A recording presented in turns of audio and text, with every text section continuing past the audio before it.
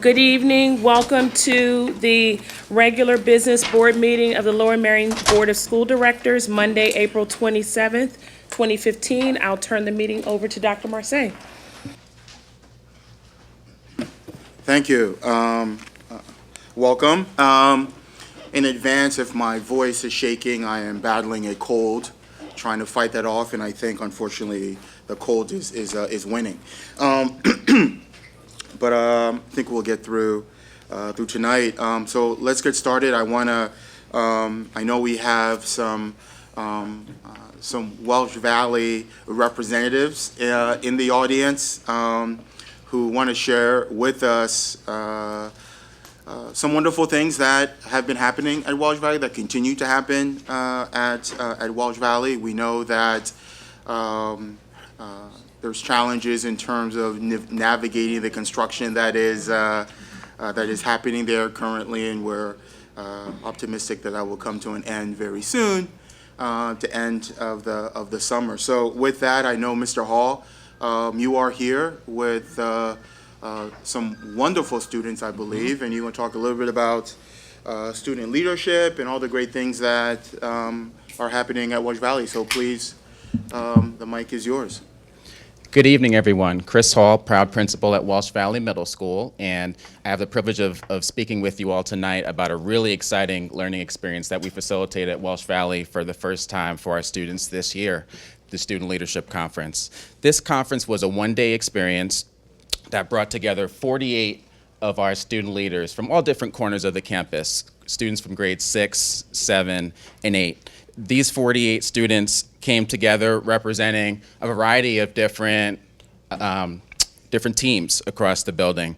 Also, some of them were members of our student council, so some of them were elected leaders in our building, identified by their peers as leaders. And yet another group was representative of some of our different clubs around the building, TSA, Science Olympiad, even folks that participated in the student musical. What all of these young people had in common on this day was that they had been identified by someone in the building, whether it was a peer or whether it was a caring adult, as someone that exemplified awesome leadership potential or leadership ability that they had already demonstrated. I think this is a really, really powerful quote that we actually asked our young people in the room on that day, all 48 of them, to consider. And I'll give you a moment to reflect upon it.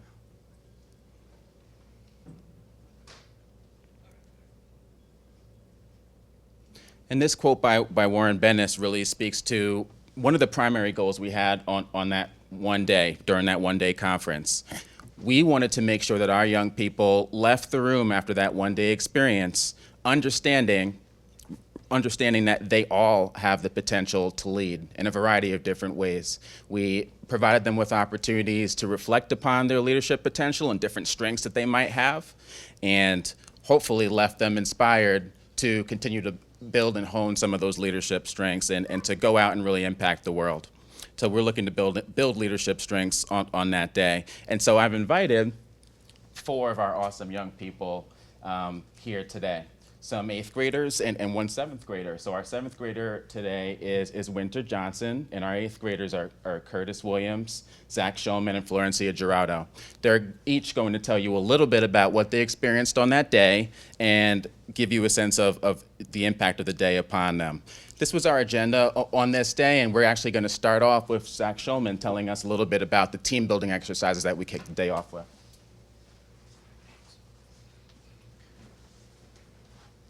All right, so one of the first activities we did when we arrived to this building is we went to the gym and we did some team building exercises. And I was talking to Mr. Hall, and he said maybe you guys have done some team building exercises and it really connects you as a community. So what we did was we went into the gym and we had to be with people we've never met before and maybe, for instance, hold hands and try to cooperate with them while doing trying to get over several obstacles.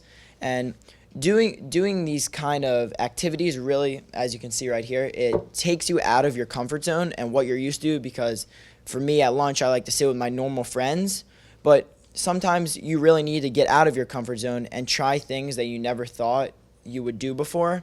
And Of course, it was very uncomfortable for everyone at first, but you could see the smiles emerging from the kids' faces, including me, as this part of the conference went on, and it was a really cool thing that happened. So that was one part that I'm going to describe. I'm going to give it to my friend Curtis right here to describe the next part.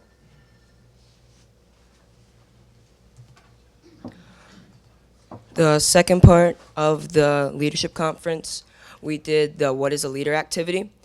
In that activity, a bunch of groups mixed of 6 to 8 people, all differed in grade level, wrote down our definition of what a leader is, and then we shared it with each other.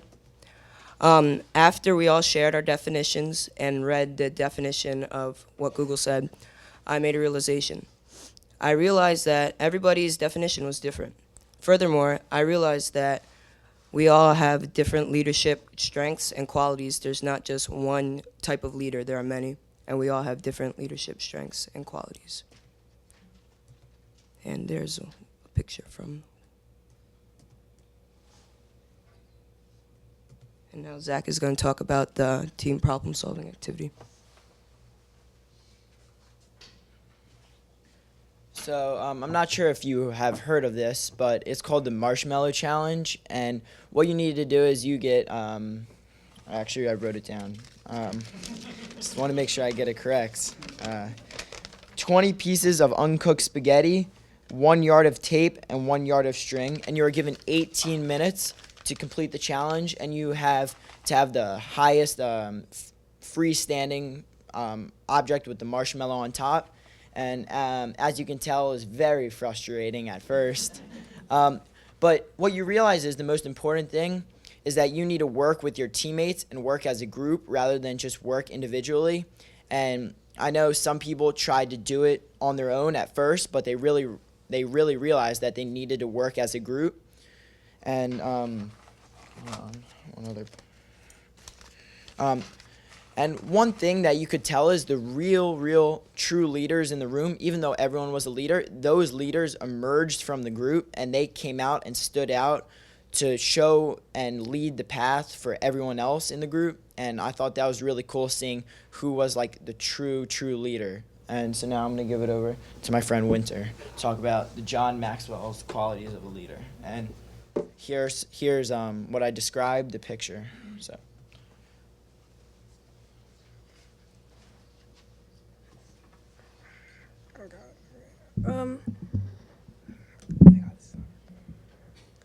Okay, so during the leadership conference, we were all given a sheet of paper with 21 leadership qualities.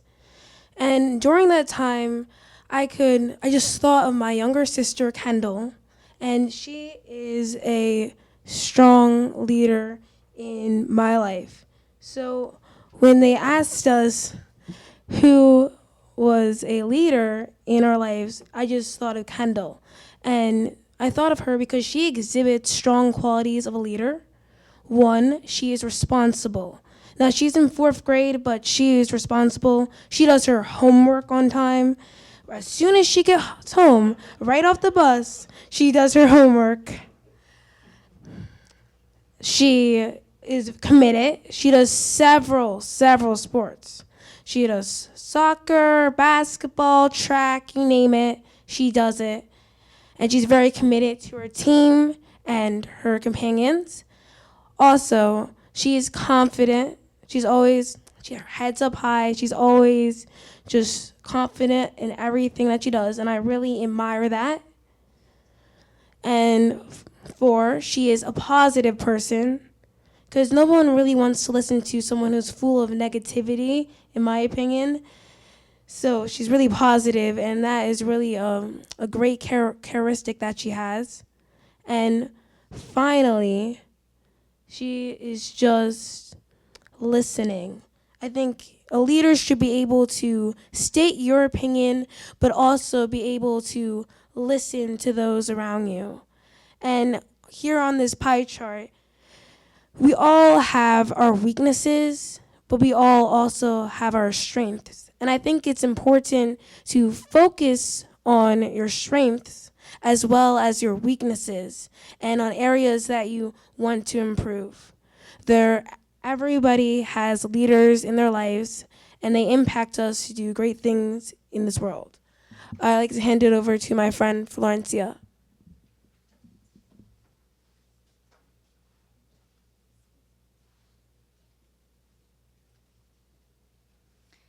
Okay, so I'm going to start off with a quote. Great leaders don't blame the tools that they are given. They work to sharpen them. By Simon Sinek. As many of you are aware of, that sometimes the tools that are given to us don't usually help us to, let's say, fix a situation or pass a challenge. As a result, we need to think in a different perspective, think outside the box, and move around the puzzle pieces. But there's also those other situations when the tools are given to us actually do help us to overcome these problems and situations. An example of that would be during this student leadership program. When we were divided into groups of 6 to 8 students and we were given a problem each. Some of the problems include ESL transition, school spirit, how to incorporate more people into that, student identity, how to make people more comfortable into coming to our school every day, and 6th grade transition. My group got the problem of ESL transition. For these situations, students were allowed to give their own perspective on how they want to make our environment, the school, a better place, like take it one step further to the top. So, with the problem that my group got, I thought of an idea of doing, an after-school program. It would be the After-School International Social Club, that which will allow students to merge together, learn new cultures, amplify the languages, and also meet new students, meet new people. I thought, to tell you the truth, I have moved about 6 to 7 times. I am bilingual, so I can relate to these students that are ESL. But the issue that I can't relate to is that they're coming to a new school without actually knowing the native language. So that's why I thought of this program. Well, continuing on, I think that if I was an ESL student, this program would help me a lot. But the real main idea of this portion of the Student Leadership Conference was to allow students hear each other's voices so everyone could be heard and what they haven't, what say they have in the school. So, to close it off, in conclusion, through the Student Leadership Conference, we learned to hear students' voices, also to learn the definition and the qualities of a leadership, also to interact with other students that we have never across grade levels. And to tell you the truth, from the beginning of the conference, we were given a name card, as you can see. We had to write our dream job, our favorite TV show, and a teacher that we admire. By the end of the conference, I was able to not only admire and respect my own opinions, but respect others and to admire them as well. We walked into the conference as strangers and we left with many friends. Now we can all lead. Thank you.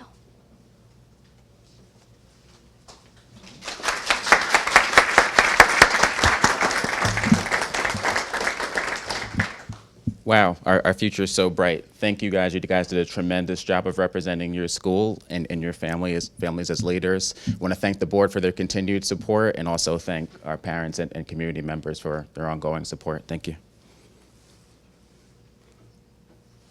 Thank you, Mr. Hall, and students. The board looks forward to these presentations. We only get them once a month, but we do look forward to them. You all, as Mr. Hall said, represented your school and the district quite well, and we're all very proud of you. So go forth and be great leaders, which we know you will. I'll turn the meeting back over to Dr. Marseille. Yeah, I echo those sentiments. Thank you so much for the work that you do. There are two things that resonate with me, and I'm so glad that you're thinking about this and you've been given the opportunity, and it's point of reflection for us as adults in terms of allowing students the opportunity to hear each other's voices, and that is so critical in the work that we do. And then to think about how do you lead from your strengths? And this is part of our collaborative work with our strategic plan that we're happy to see is reflected in that, in terms of letting students know that they can be successful and there are other ways in which they can tap into their natural ability. So I thank our parents creating such wonderful students. I thank our faculty and our administration for helping to support that. So job well done. Thank you. So with that, our students, if you would like to leave now and challenge some of those homework assignments. Thank you. Yes. Thank you. Thank you. Our next conversation is a conversation that this district has been engaged in at some time. As everyone out in the audience is aware of, whether it's here in this room, in this community, that this school district in the last 30 years has seen unprecedented enrollment growth. Previous studies in 2012 indicated that our enrollment population increase will go through the 21-22 school year. And as a result of that, when you're a growing district and you're expanding classrooms, as many of you heard earlier with regards to my comments about the construction that is finishing up at Welsh Valley, conversations that, or construction that is complete at Gladwin and at Penn Valley in terms of additional classroom. And it's important that we continue to think about the impact of enrollment growth, which has led into other conversations that we've been struggling with and trying to address.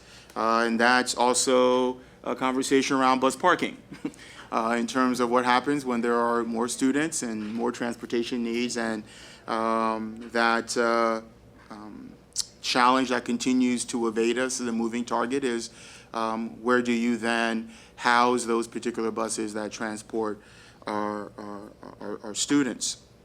So knowing that we continue to grow and the need to revisit this conversation in terms of analysis, earlier this year the board authorized Montgomery County Planning Commission to conduct an updated enrollment study to determine those trends, and will those trends continue as they were forecasted in 2012, and what other factors may or may not be impacting the enrollment growth. And tonight we have two individuals that have been working with the district for quite some time in helping to shed some light into some of those factors. So Brian O'Leary and Scott France have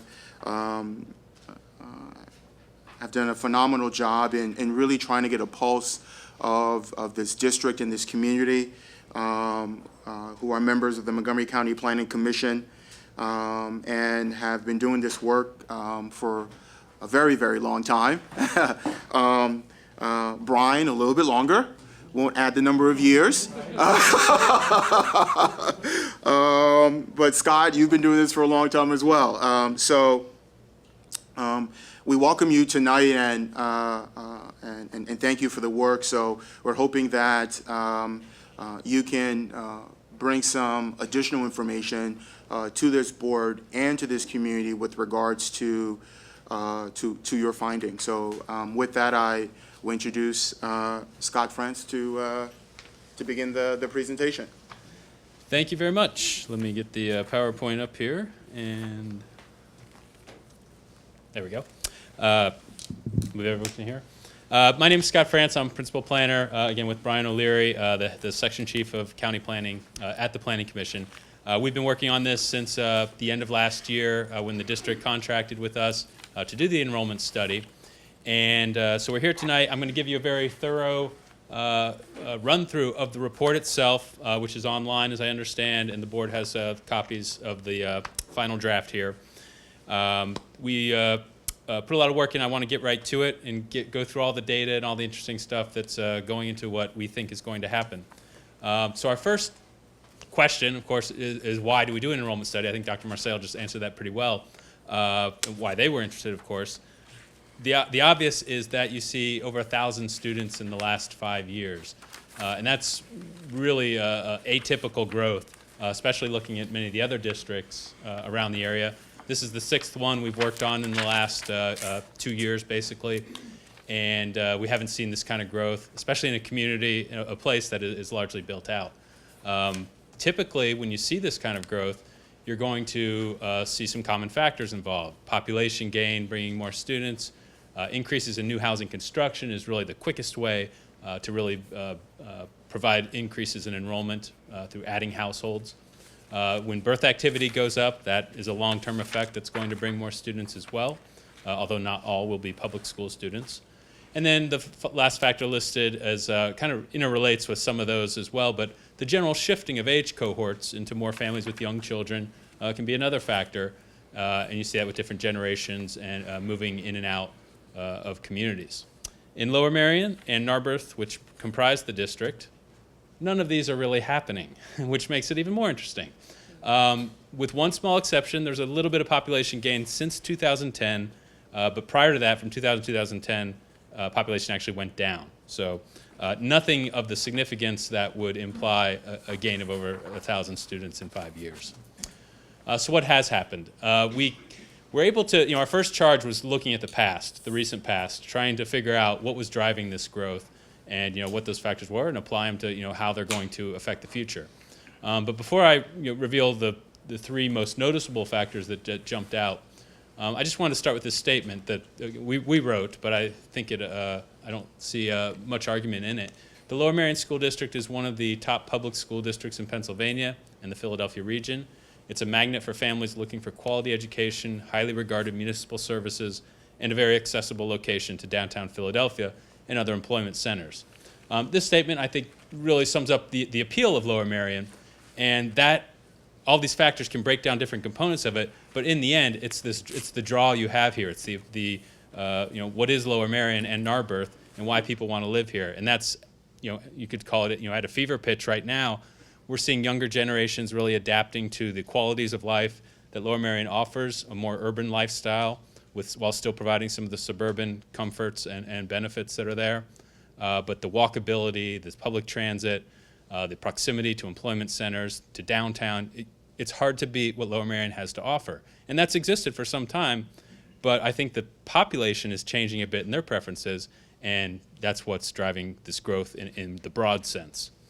More detailed, we did uncover some specific factors that also contribute to this growth. The first one was a major shift in the amount of families choosing private school versus public school. We're going to go through the data in a bit, but just to mention, we saw a significant change in how people are going to school or with their students that live in the district. There are more, as a percentage, there are less that are choosing private school. It's not a matter of switching in between at different grade levels, due to the economy or for some other reason. It's those who are coming into the district or those who are already here with the choice made prior to starting school, wanting to utilize the public school system. The second factor is more public students are originating out of existing multifamily developments. And these are, in a nutshell, a lot of your apartment rentals that are in the district. And it's more so the older buildings. We're going to go into a lot of detail on what that means. And third, home sales have increased and generated more incoming students over outgoing students. We've seen a rise in home sales the last couple of years, a rebounding from the bursting of the housing bubble that occurred last decade, or at the end of last decade. And that is resulting in a net gain of students just from that, what we're going to call churning of households. Sometimes it's households without children moving out, those with moving in. Again, we'll get into the numbers of this in a moment. But those are the 3 things we really saw jump out as we looked at the past 6 to 10 years and tried to determine why there was such growth in Lower Merion and Narberth. So what will happen? Then we move to the next phase, our projections. As Dr. Marcel mentioned, there was a study done 3 years ago. We're not necessarily building off of that, but we compare, and we're going to talk about that a little bit. We see that growth will continue, just as the previous study did. Just looking at what has happened in the past few years, a lot of this growth is happening at younger grade levels, and those students are going to stay in the system. They're for better intensive purposes, they're not going anywhere. And as they go through and maybe replace some smaller class sizes at the top, the older grade levels, what follows them is the big question. Is that going to be larger classes still? And that's additional growth. So irregardless, we think growth is the expected norm. Now, there's different scenarios that we're going to talk about, and the level of growth is at issue, but we're definitely on the side of growth is happening. So current trends, we think they're expected to continue for the most part, but there are some additional growth pressures ahead. The new construction, I think many people are aware of all the proposals that are out there, especially for new multifamily housing, many of them apartments. Again, we'll talk in detail about that. A lot of those have not been built yet, so the impact of those haven't even been felt yet, but we're going to get into the details of that. And also the popularity of multifamily apartment rentals, the existing multifamily apartment rentals, again, bringing in more students than they used to. So under the recommended scenario, in a nutshell, this is our findings. We have 3 scenarios, but our recommended scenario shows the district growing by another 1,250 students over the next 10 years. This growth is going to hit the high school level the hardest. 1,000 students will be added in that 10 years under this scenario. Middle schools will also grow, but not nearly as much, but still about 300 students. And then on the elementary school level, we're actually seeing them having almost peaked with a couple years more of some growth and then starting to decline again. Over the entire 10-year period, the projections show 50 students less than what exists today. But not all buildings are going to be affected equally, and there's different things happening, and our report goes into a lot of detail over the differences in those geographic areas that we'll share with you. And finally, this growth does peak. It is not an infinite scale of increase. We have it at 8 years out, starting to come back down. But obviously, with those numbers, the growth is already occurred or will occur. So how do we know? Again, more details coming, but we used a cohort progression model. It's known as the industry standard for large districts with multiple trends.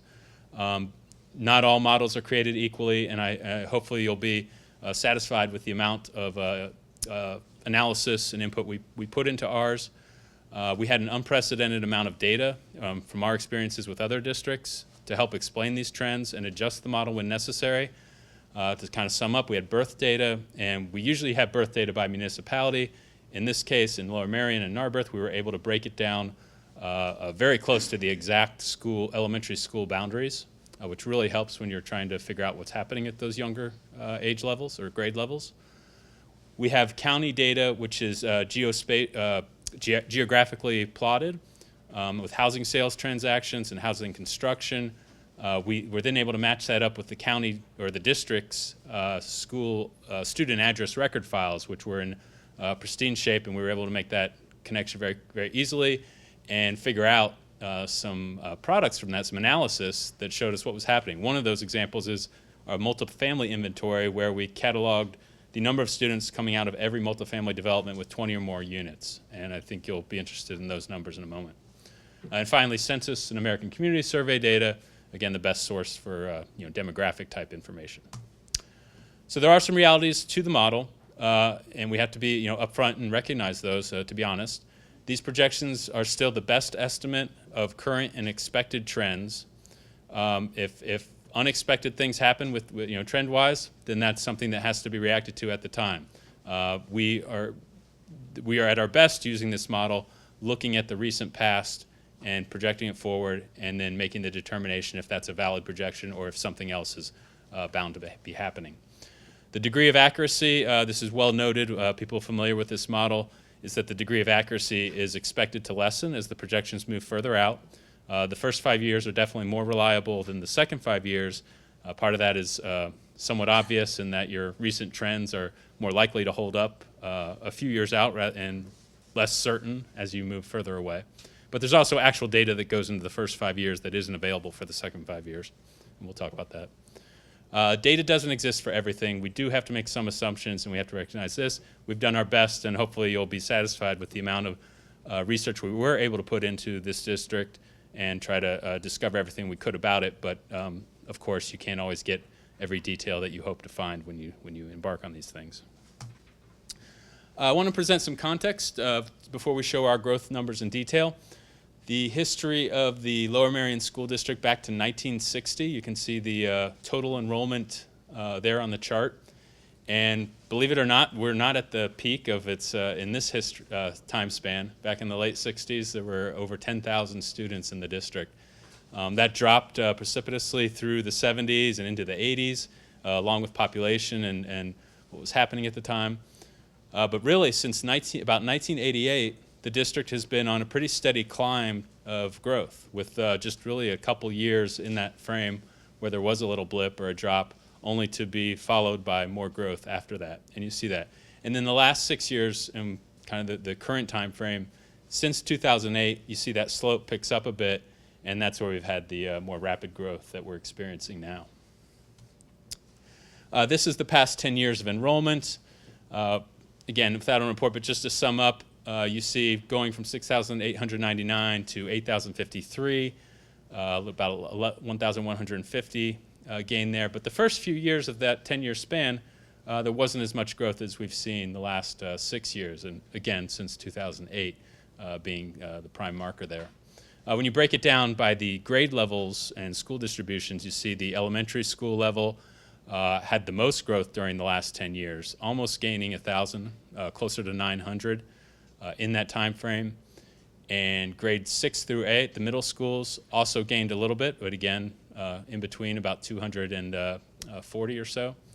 And then the senior high school didn't gain much at all. It went from 2,468 to 2,520, gain of only about 40-some students. However, in that time, it went down and bottomed out at around 2,268, and then has been steadily climbing back up since then. So there is a trend of recent growth at the high school level, but overall it is behind the other grades. But as we know, those grades are moving on, and they're going to reach the high school very soon.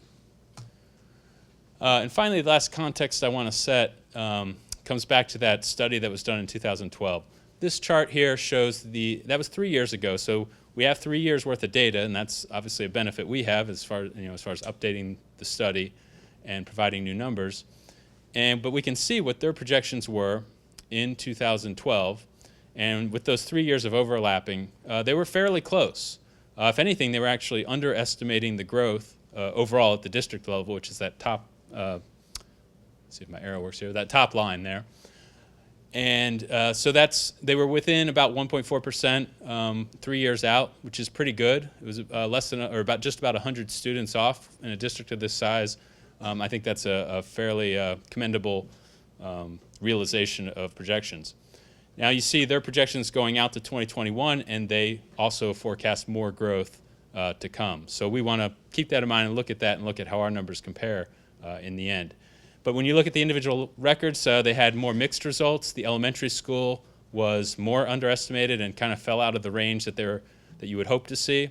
It is harder to get a beat on those lower grade levels, especially with kindergarten and first grade classes. They were about 200 students under 3 years out. So again, that implies if they were off by that much for the elementary levels, and we had actuality, we had higher number of students, that's a recipe for more growth than has otherwise been predicted. With high schools, they were almost spot on, about 20 students off, and again, that was projected to increase through 2021. And middle school was also very close. So we're going to come back to that. Now I'm going to get into some of the specific data that we used for the report, starting with population. Not big changes since 1980. It's gone up and down, but only by 1,000 or 2,000 at the most in the 80s. As far as population goes, you see it went up in 2000, then back down in 2010. Projections show that it's going up again through the current decade, through 2020. And as of with the last census estimate, they're on pace to meet those projections. My feeling is it'll end up being a little higher based upon the new construction that's coming in Lower Merion in the next few years. But it's important also to note that population really is not a good indicator of what's happening with school enrollments. There's so much more going into it. It's more complex over what's with that school age 5 to 17 or 5 to 18-year-old cohort. This breaks it down. I don't want to spend too much time going through it, but I will point out that in that 25 to 34, the 35 to 44, you see both those cohorts dropped significantly from 2000 to 2010. Those are your childbearing ages, so to speak. And so that normally is suggesting that births are going to decline, enrollment's going to decline. Well, we didn't see that happen, but the age cohorts were showing that. But you do also notice that the 45 to 54 and 55 to 64, which are typically around your baby boomer age in 2010, had the largest cohorts really of the adult population. And that's, again, another sign that you might start seeing the empty nester situation, more households becoming available for younger families to move in. The birth activity is a very important thing when you construct these models, because that's your best clue as to what's happening at the youngest ages and future students. So we have this chart here that goes back to 2000. You can see the general pattern of the chart is one of declining numbers of births. It's not a huge drop, but kind of averages out. In fact, if you look at the 4-year averages in the lower right, it's a little more clear. You see it at 631 back in 98 to 2001, going down to 547 by the most recent 4 years. Very important that I note here that our birth numbers are done by the school calendar year, which is September through August and not January through December, because it provides a more realistic approximation of the births that are forming the potential student classes in kindergartens and first grades and beyond. So, go to the next one. Still related to birth, but looking at the the females of childbearing age. Some interesting numbers here. The table on the left shows the wide range of childbearing age, I guess, from 15 to 44. And all of those cohorts, and this is just females, actually declined from 2000 to 2010. And that's to a greater extent, I think, than we've seen in a lot of places, but that's also a driver of why births may have been going down as well. It makes sense. There's no real evidence here, and just looking at those numbers, that we're going to see an uptick in especially in the highest fertility range, which is 25 to 34. However, we know that outside of the district and looking at the county as a whole, looking at the region as a whole, in fact, even you could probably go further out and look even nationwide, but we have numbers here just for the county showing the projections of the 25 to 34-year-old females in Montgomery County. And the 2000 through 2010 are actual numbers, and you see how that dropped quite dramatically through that decade and then started coming back up. But it's projected to continue going up through 2025. And the thought is that is going to be a driver for more future births. Whether we see that in Lower Merion in our birth, it does remain to be seen. It's not as compelling looking at the local numbers that we sometimes see in other districts, but we all should recognize that long term, there may be more reasons for an increase in in births. And again, this is 2025 is not kindergarten age till about 2031, so this is very long term thinking here. The next relates to private school enrollment, and we talked about this as one of the significant factors in the recent past.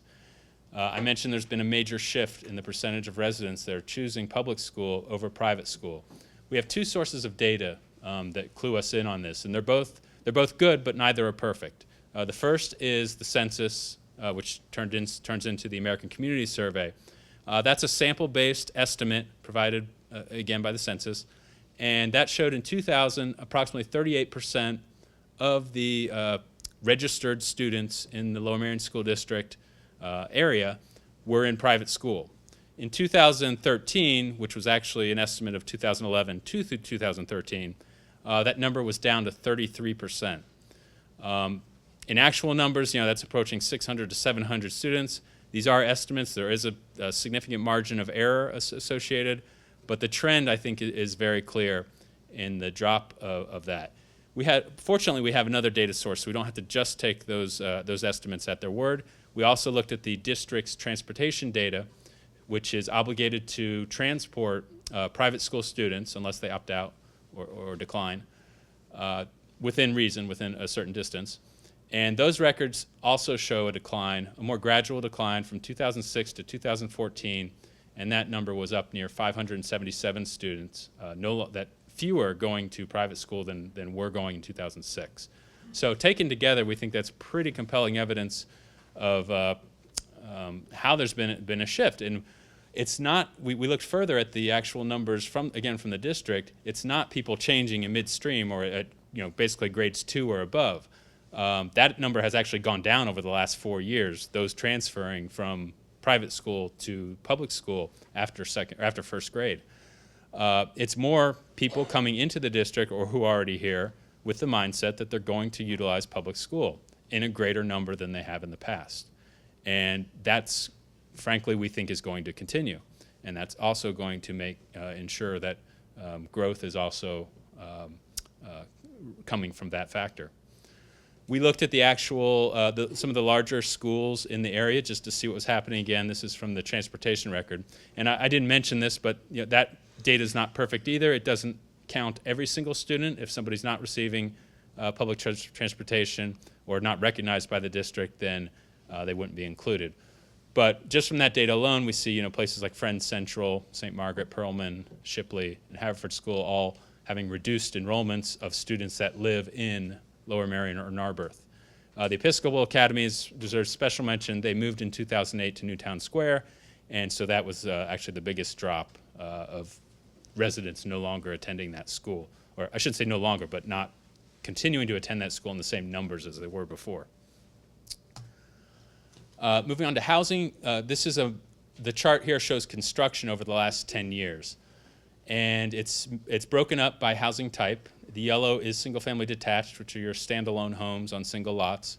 Your attached are single-family attached. Those are typically townhomes, twins, row homes. And multifamily are your stacked units, more denser usually, either apartments or condominiums. What this shows is that the level of construction at the detached and attached levels have been pretty consistent as far as the overall number. They've averaged 39 units per year the last 6 years. You're seeing more of an emphasis the last few years on attached housing. But we think that the general trend regarding those two housing types have been fairly consistent, and they will continue in this manner. So not a big adjustment is needed, or any at all. Multifamily, on the other hand, is a whole nother animal here. And you can see what's happened. There were a couple blips of construction in 2006, 2007, with a few following, smaller numbers the next couple years. That was largely the Corinthian development in Bala Cynwyd, close to City Avenue, and on Sibley Avenue there was another one in Ardmore with 20-some units. And so but other than that, you've seen very little multifamily construction the last few years. As I think most people know, that's not going to be the case going forward, and there's a whole bunch of activity happening. And let's just move to the next slide and take a look at it. Our symbols are warped here with different machines, but that's okay.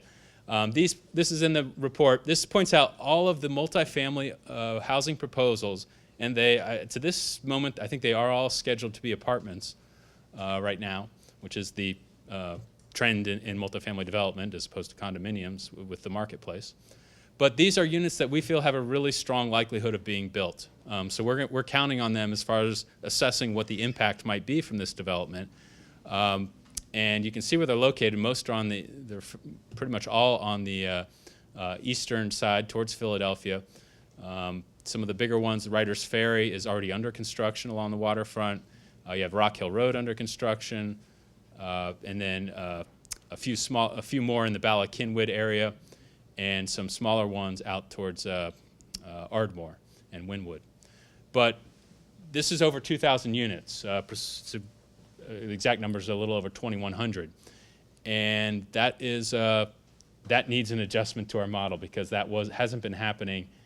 We need to determine the impact of this development because it hasn't occurred yet, and it's going to affect enrollment. How much, I think you might be surprised, though. This is a chart that talks about the impact of housing, the type of housing, on school-age children. The Planning Commission actually charts this data and has charted it for some time now. With every census that comes out, we look at these numbers and analyze them to come up with these factors. These factors are the average number of school-age children per household based on whether it's existing units or new units by different housing types. So in that top chart with countywide, you see there are 0.55 students per unit for single-family detached homes in existing homes. New homes are more likely to have children for detached homes, and that factor goes up to 0.93 students per unit. Looking at single-family attached homes, there are fewer students. However, there's 0.41 in existing units and only 0.21 in new units. So it's the opposite as far as existing versus new. You see more students in existing attached units. Multifamily, you start to see that factor go down quite a bit. And we have 0.18 in existing units, which, like attached homes, is the greater of the between the two. But in new units, that factor is all the way down to 0.06, which this is, again, I think this is the surprising part to a lot of people. These are not a lot of students per unit when you see new construction of multifamily housing types. A lot of times the fear of impact of apartment units or rentals are coming out of older structures of that type where you start to see the change. But we'll discuss that a little bit more in more detail in the next slide. Down below that, you see the Lower Merion School District numbers. So we took the same analysis and just separated Lower Merion and Narberth. Unfortunately, we couldn't get new unit data because there just wasn't enough in that time frame. But we have the existing numbers here. You see 0.64 is above what the countywide average is for detached units, existing units. However, single-family attached units are actually below the countywide level at 0.31.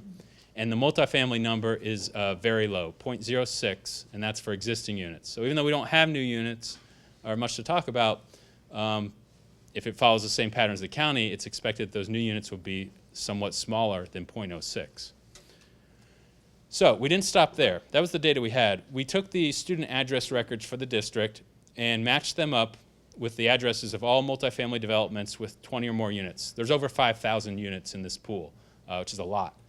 And we were able to determine exactly how many students, public school students, not just school-age children, but actually enrolled students in Lower Merion. And that ratio turned out to be 0.08. It's rounded up there. It was more like 0.077, if you want to get detailed. But that was in 2014 and 15, the current school year. That inventory is in the back of the report in the appendix, so you can look at any development you'd like to and see what numbers we had to work with there.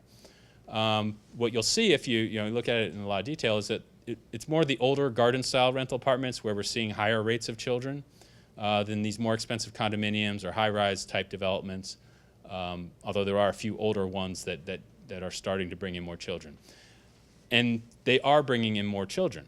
So the chart you see at the bottom does the same analysis over 3 points in time, 2006, 2010, and 2014 school years. And you can see the actual numbers that come from essentially the same pool of development. There was, I think, the Corinthian was added since 2006, so that's why that number goes up as far as units goes. But the student per unit went up from 0.04 to 0.05 to 0.08. It's not quite doubling. Again, the rounding looks that way. But, and you see the actual numbers, 242 to 432. So there's a trend there of increasing students per unit. At the same time, though, do recognize these are relatively low numbers of students, given we're talking about 5,000 units. So when we look at this new development, this proposed development, and the type of development, which we did when we assessed what the impact's going to be, a lot of them are not appealing to families. They're more of your young professionals. They're much more costly.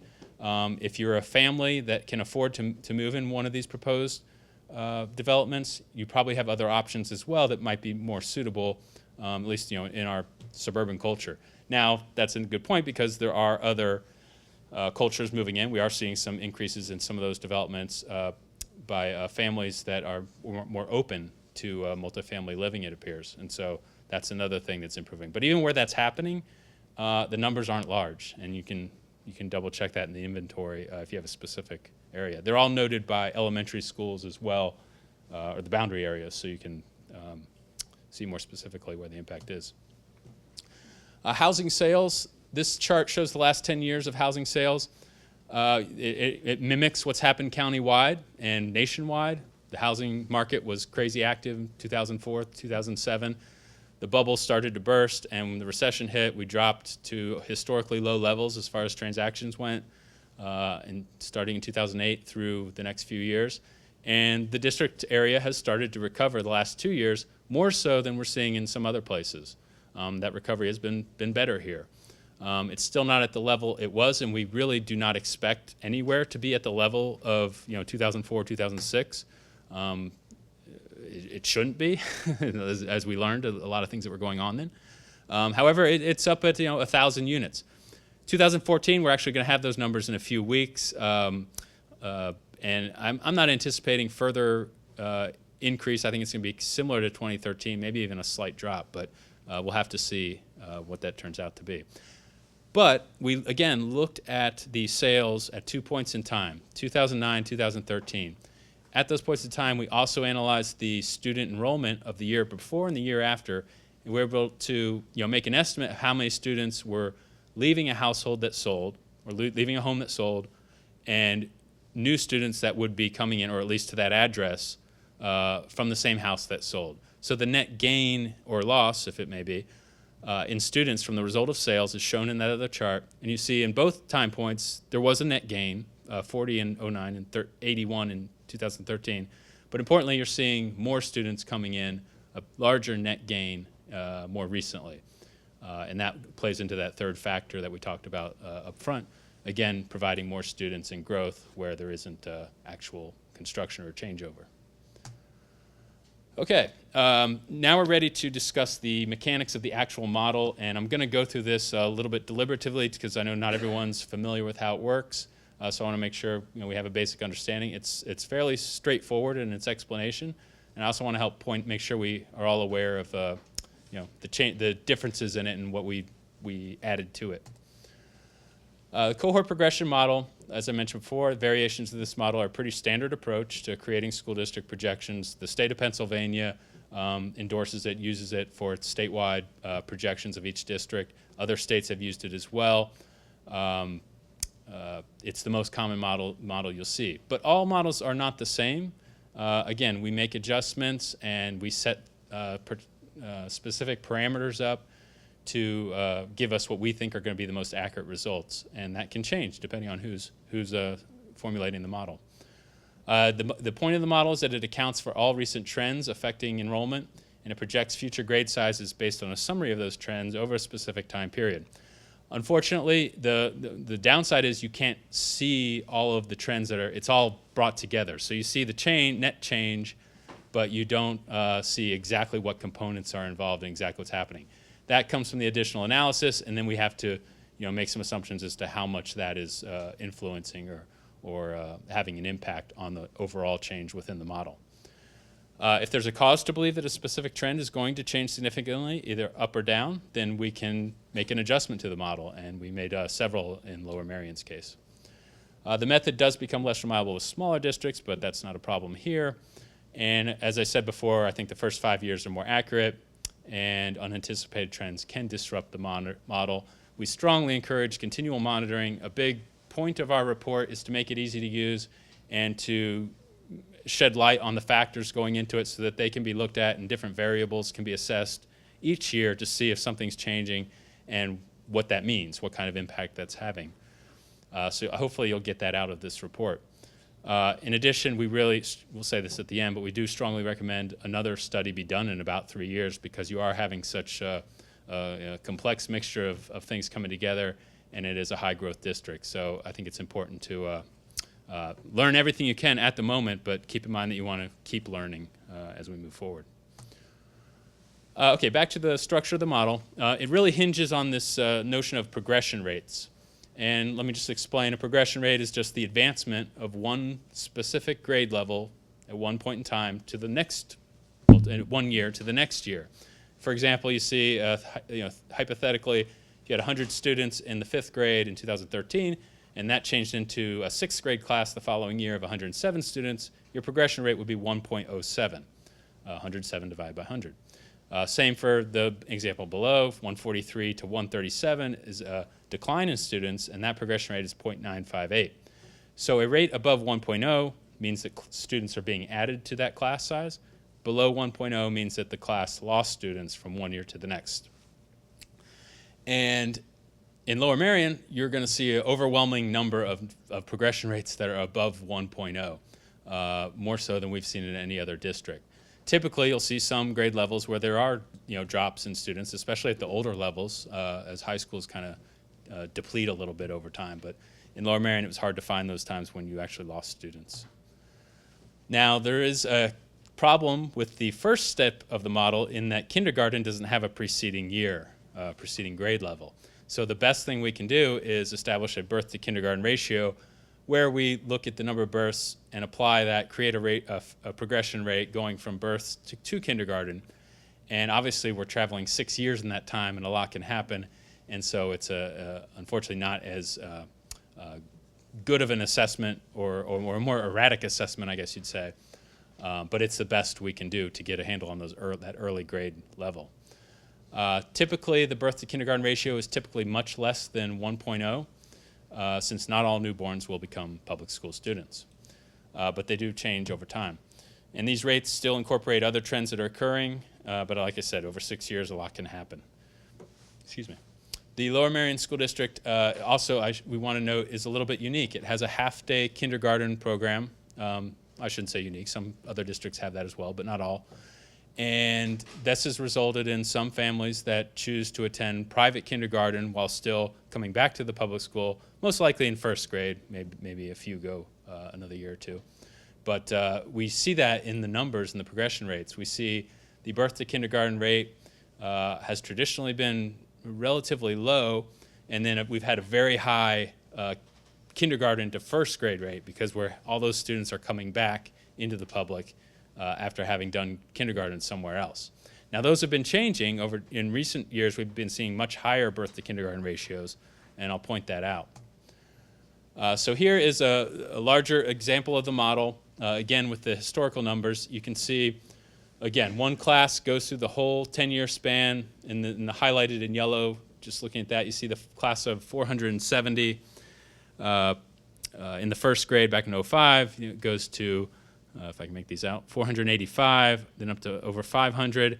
It actually drops a few students in that 2007 or 2008 school year, and then it starts growing again to 525, 549, 564.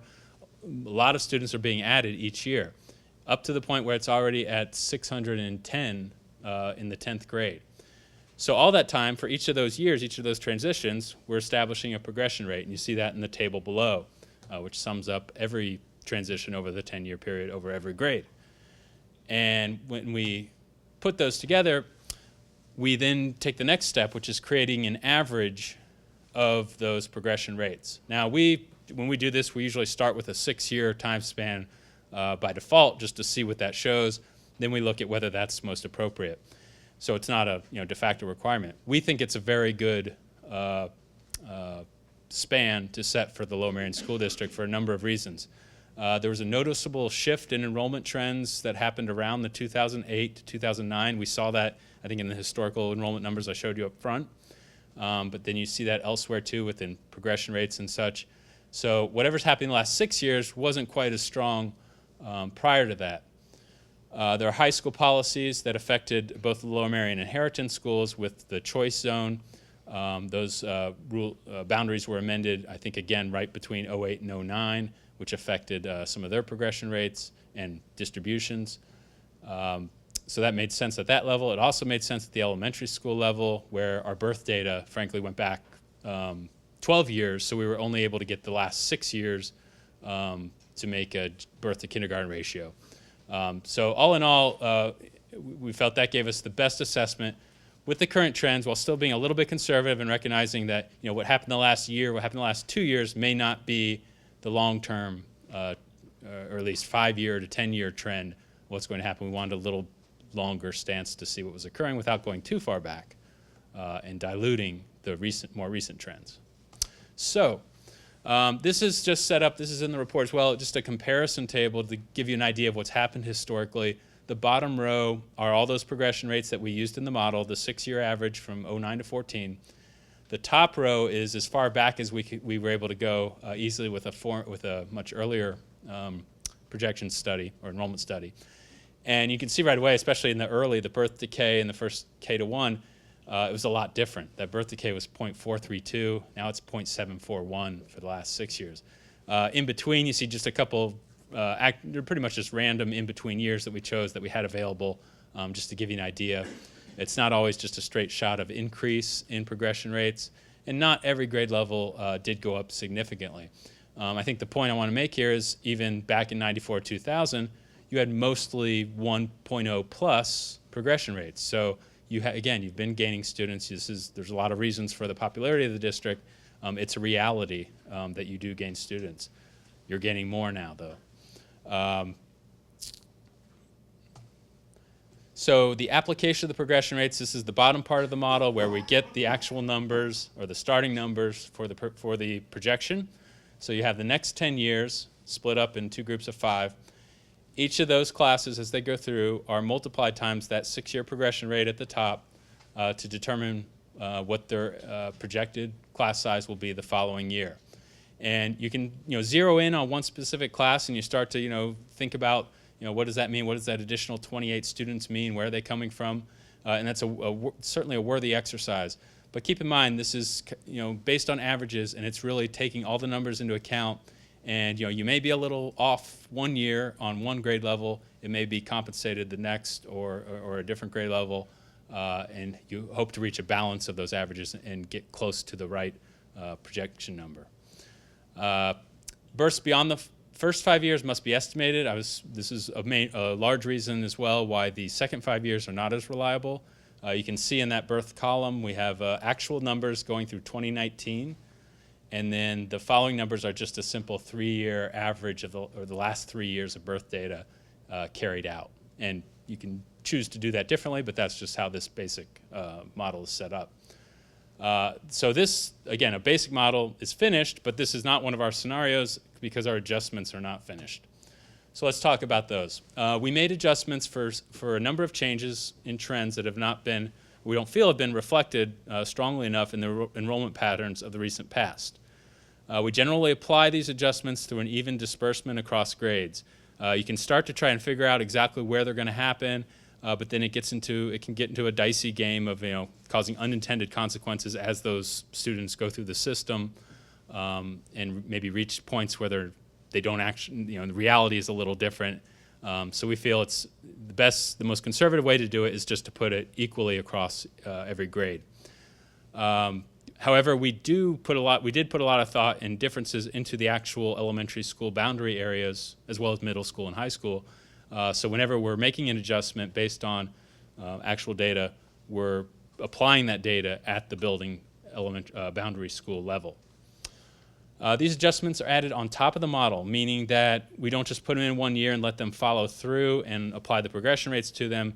They're added individually each year throughout the life of the model, just to keep their impact more concise and more related exactly to what they're put in there for the first place, and keeping them separate from projection rates that are otherwise explaining the general trends. These adjustments we feel are conservative, and we'll go through the actual details now. But before I do, I just want to again mention we have 3 projection scenarios. These scenarios are differentiated by the types of adjustments that are made.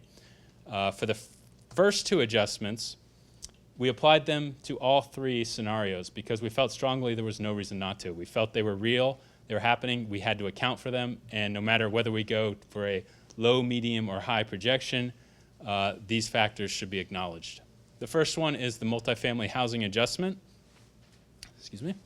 This is, again, for the over 2,000 units that are proposed, and these are separate from what's already been built. None of these have been built yet. Well, actually, one is coming in this year, but hasn't affected school enrollment until the 2015 year. So this chart outlines all of those developments, the actual number of units, the elementary school area, and then we used factors to determine what the impact of each development would be. And you'll probably see these and think they're fairly low to begin with. Again, we're going conservative, but we used a general factor of 0.04 students per unit on these, and that starts with the 0.06 that we are actually observed from the data earlier on multifamily and the inventory and the county study. But because these are new units, we thought it would be less than 0.06, And the type of units, when you look at the few examples of that might be similar that already exist in the count in the mostly in the district, but also in the county. I think Conshohocken provides some examples. They're not havens for families. There are very few families in a lot of this new construction. So we applied that factor, and you see the results. We narrowed down the construction timetable the best we could. Again, it's our best guess. Talking to the township, in our own opinions, being planners and active in the community. But of course, anything can change in the development game. So we did make different factors for two of the developments, a bit higher. We used 0.12, which we felt those were had the potential to be more amenable to families. So we did want to try to differentiate where that development warranted it.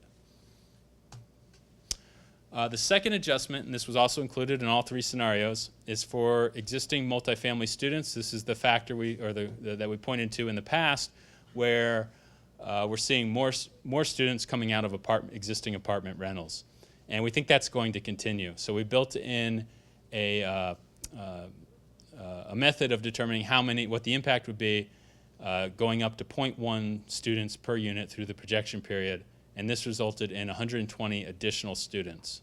So the trend that existed was still providing students, but we felt it was going to go above and beyond what was put into the model, what the model was counting on, which was up to 0.8 at the time, or 0.08, I'm sorry.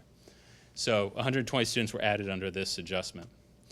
Now the next adjustments relate only to one specific scenario. So I mentioned we have three. They're simply known as option 1, 2, and 3, high, medium, and low, just in the relation of their end output with the numbers. So this first adjustment is only applied to the high projection. And we are not recommending that this is going to happen, but we want to provide an example of what it would mean if it did. This has to do with housing sales, and the premise is that housing sales would continue to increase. That would be up to 1,100 units selling by 2017, an annual rate of 1,100 units. And so, again, the churning of households resulting from this, and we saw that increase in what's happened up to now, would provide 93 additional students through the 10-year projection if this were to happen. Again, we're not ready to say that it's going to be that high and that it's going to continually be that high. So we put this in the high projection, but we don't think it's something to bank on at this point. Also in the high projection for option 1, we made another change, and that was with the birth activity. We talked a little bit about how the general, the countywide trend and regional trend is for the potential for greater births from more females of childbearing age. And so we built into this model, once we have the existing data, which has already happened, affecting kindergarten classes up through 2019, we then made estimates on future births continuing to rise up through to 600 for the next final 5 years of the projection period. So that's not going to have any impact on the next 5 years, or the first 5 years of the projections, but it will start to change elementary school numbers, increase them a little bit for the second 5 years. Again, we don't see compelling evidence that this is going to happen. It could, but we think it's safer to go with a model that doesn't assume it. And the third and final adjustment that we incorporated applies not to option 1 or 2, and I don't know if I said it, but option 2 is our recommended version. Option 3 is the lowest projection. And here we wanted to get at something that really addressed the issue of the private school students and the possibility, since they have gone down within the district, what if more people started to choose private school than they had in the past? Not to the level of 10 years ago, but somewhere in between, just somewhat of a rise. There's not an easy way to do that, getting a hold of the actual numbers that meant and at what time. We didn't see an effective way of trying to incorporate that. What we did instead is a more indirect method where we expanded the progression rates to go back to a 9-year average. And I think you saw through that historical, they generally get a little smaller the further you go back in time. And that's the case with 6 versus 9 year. You see the comparison in the bar below. Not all grades have a huge difference, but there are, especially in the B to K and some of the high school levels, you do see more significant differences. So the point is, or the intended point here, is that you're going to have lower growth because you're looking at a longer time period, and you're assuming that the future reflects more of the time when there were more private school attendance, or was more private school attendance happening in the district. Unfortunately, this does, other factors are at work too, and we just talked about the overall progression rate. So, the other way to look at it is you're taking definitely a more conservative, longer term outlook of the trends overall. But I think the big trend in it is the private school situation. So here's just a quick summary. Again, those top two adjustments apply to all three models. The high model, option 1, has the increase in housing sales activity and the increased birth activity, while the option 3 has the private school increase adjustment. So when you look through the report, when you compare the numbers, and we're going to look at some numbers now, that's what's driving the difference between these scenarios. So what are those final results? We already mentioned what the option 2, a gain of 1,248. If we were to go with the highest scenario, with those added adjustments and increased sales activity, you would have up to 1,556 through the 10-year period. Option 3 is a bit lower, though. Again, taking that longer-term view of the progression rates, having more people decide to go to private school than they have in the past, or that they have recently, the growth is only 578 through those 10 years. That actually seems like a pretty big difference, but I do want to point out, when we look at the grade levels, before I do that, note the first 5 years versus the second 5 years. Those first 5 is where a lot of the growth is stacked. It's happening more near term than long term. And I mentioned before, the option 2 peaks about year 8. Option 3 also peaks right at that same time, although it's not as high. And option 1 does not quite peak, but it probably would right at year 10 or year 11 if we carried through. But breaking it down into different grade levels provides some interesting comparisons. First is with the elementary schools. You see with the option 2 staying pretty even after some growth right away, then coming back down. After 5 years, a gain of only 18. And then the second 5 years, starting to see those numbers go down. Now, again, we're relying on estimated births at that point. So if birth activity increases, then you might have more gains those second 5 years, as shown in option 1. But option 3 shows the bigger impact of taking the longer progression rates happening with smaller kindergarten classes and smaller first grade classes, overall losing 319 students at that level. We don't think that's going to happen. I think there's some merit in considering that, but hold on, because there's another point I want to make with that. Looking at the buildings themselves, Belmont Hills through Penn Wynn, you can see some gain, some decline, but not a huge spread. The largest gainers, Marion Elementary School, and the largest loss is at Kinwood, it looks like. This is only 5 years out. We didn't take this we took it to 10, but we don't feel that's reliable enough. The birth data is just, you're dealing with a lot smaller size of a pool of students, so we didn't feel it was justified to bank on those numbers as you go further out. The middle school summary also shows a lot of growth during the next 5 years. All 4 models are actually a lot closer than the difference you saw at elementary level. The middle school for option 2 is 460 after 5, 423 under the low scenario. So this comes back to the growth I said we've already had is going to continue, is going to affect these upper grade levels just moving through the system. Now, over time, all three scenarios show that population, that enrollment decreasing over the second 5 years. Between the two buildings, not a huge difference. 161 gained in Welsh Valley, 143 in Bala-Cynwyd. If you look at each annual number, it's a little more, the cycle is a little off compared to each, but I won't go over those details right now. The high school summary, again, I think this is important. All 3 growth levels show significant growth. Even under the low projection, you're looking from going from 2,500 students to 3,296, almost 800 students, 776 over 10 years. And that's the low growth. The recommended growth is 1,000. So, where the concern comes from as far in that, as you move into thoughts about facilities, this is something, I think the first thing to take away is, we can discuss or agree to disagree on different, how much growth there's going to be, but these comparisons right here are pretty telling and important, I think. Looking at Harriton and Lower Merion, again, it's pretty evenly split. Again, they kind of are staggered in how the growth affects them over the 10-year period. I just want to mention that we did account for the choice zone.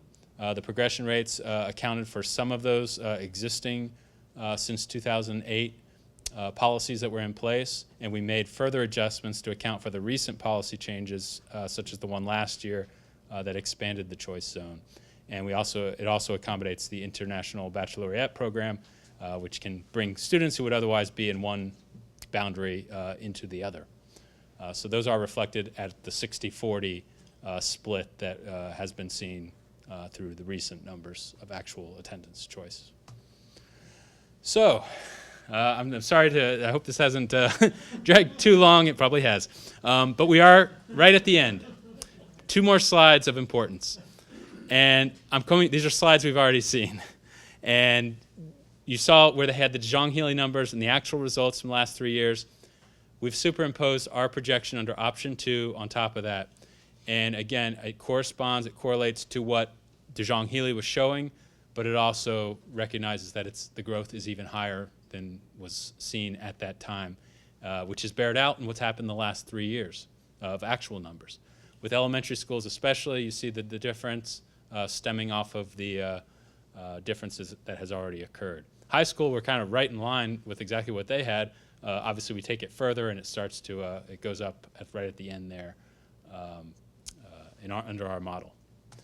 And then finally, this is the enrollment projection, the enrollment going back to 1960, that same curve you saw before, with the projections made or added after the red hashed line.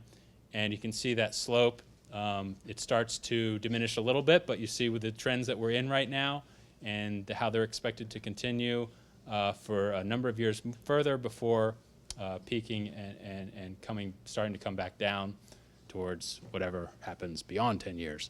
But I think this provides a context that this growth is kind of fits in with what's really happened for almost 30 years, or no, almost 25 years now.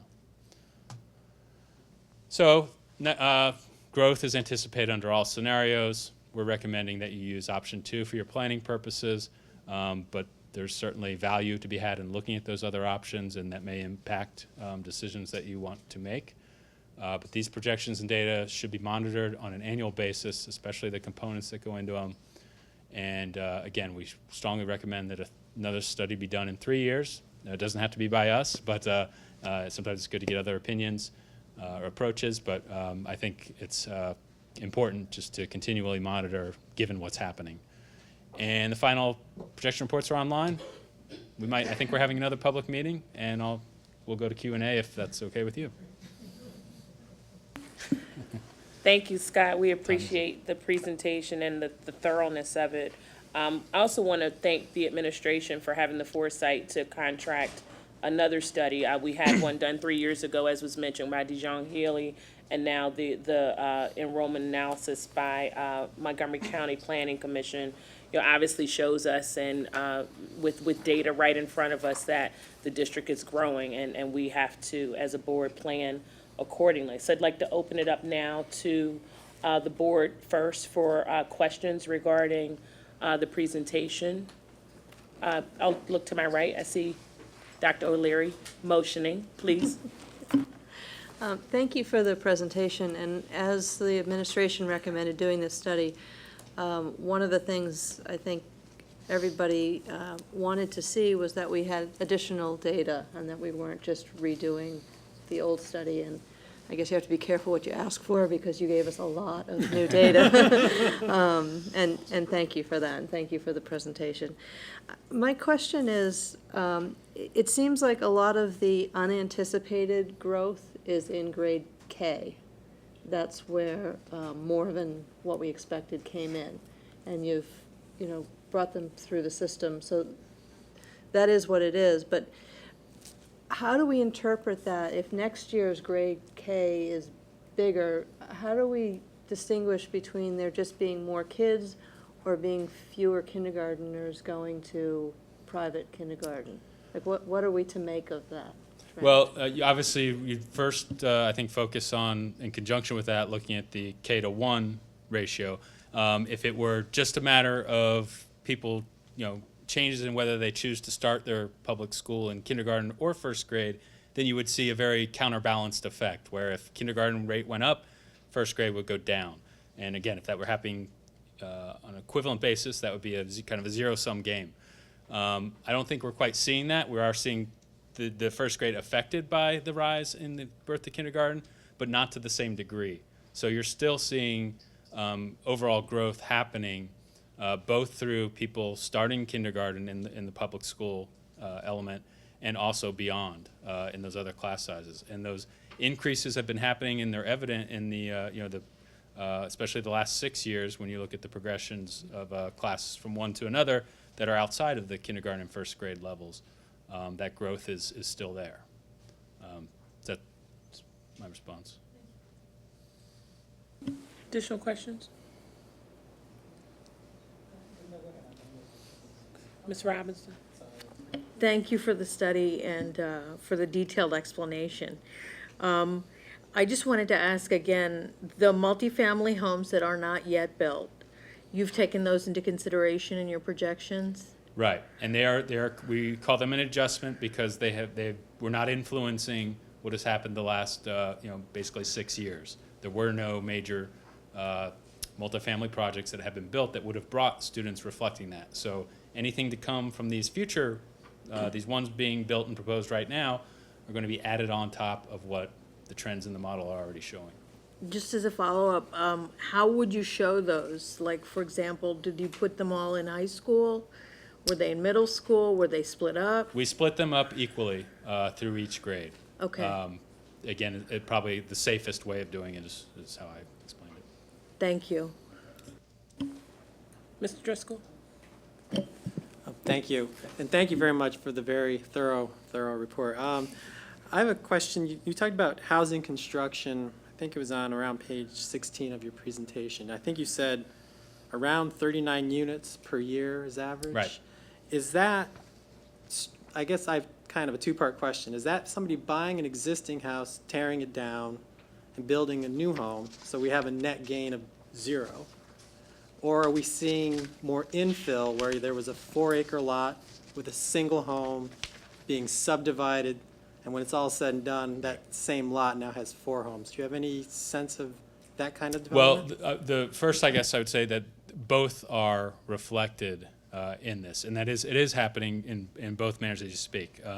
The township talks a lot about the rate of demolitions that have been occurring in conjunction with construction to replace that. So you might have a construction figure. The point of our identifying that 39 units is not necessarily to draw a end result of students coming from those units. It's to really recognize just the level of construction and demolition. So we don't have those numbers shown here. Our understanding is that those have been fairly consistent as far as what's been demolished.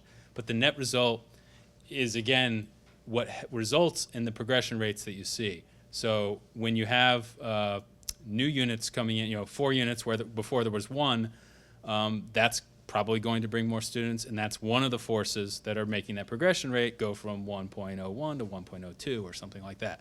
So it's accounted for, yes. It's not clearly visible what the differentiation is, as you were stating. Mrs. Pollard? Yeah, I guess I'm a little confused because in that same, my question was with that same 39 units, I thought I was under the impression that there was no more land to be had.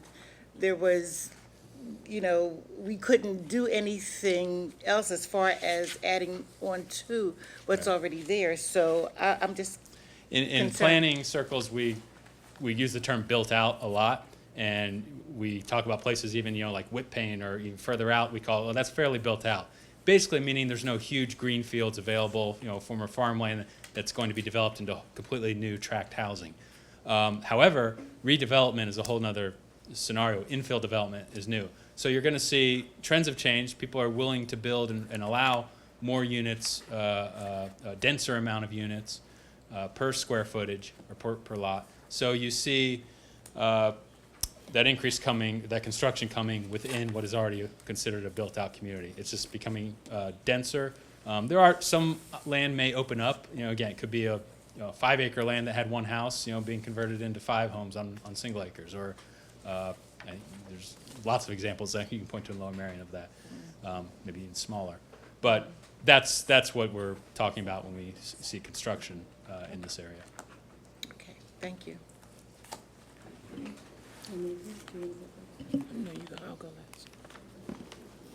Dr. Gilbert. Thank you very much for the presentation. It was very informative.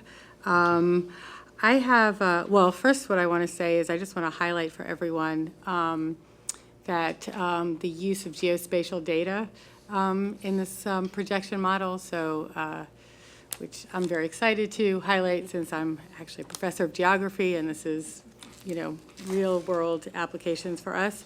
But I think it's important to note that this is, geospatial data is locational data by birth date, by housing sales, and also by student address files. And I know this is, I think you told us this was one of the first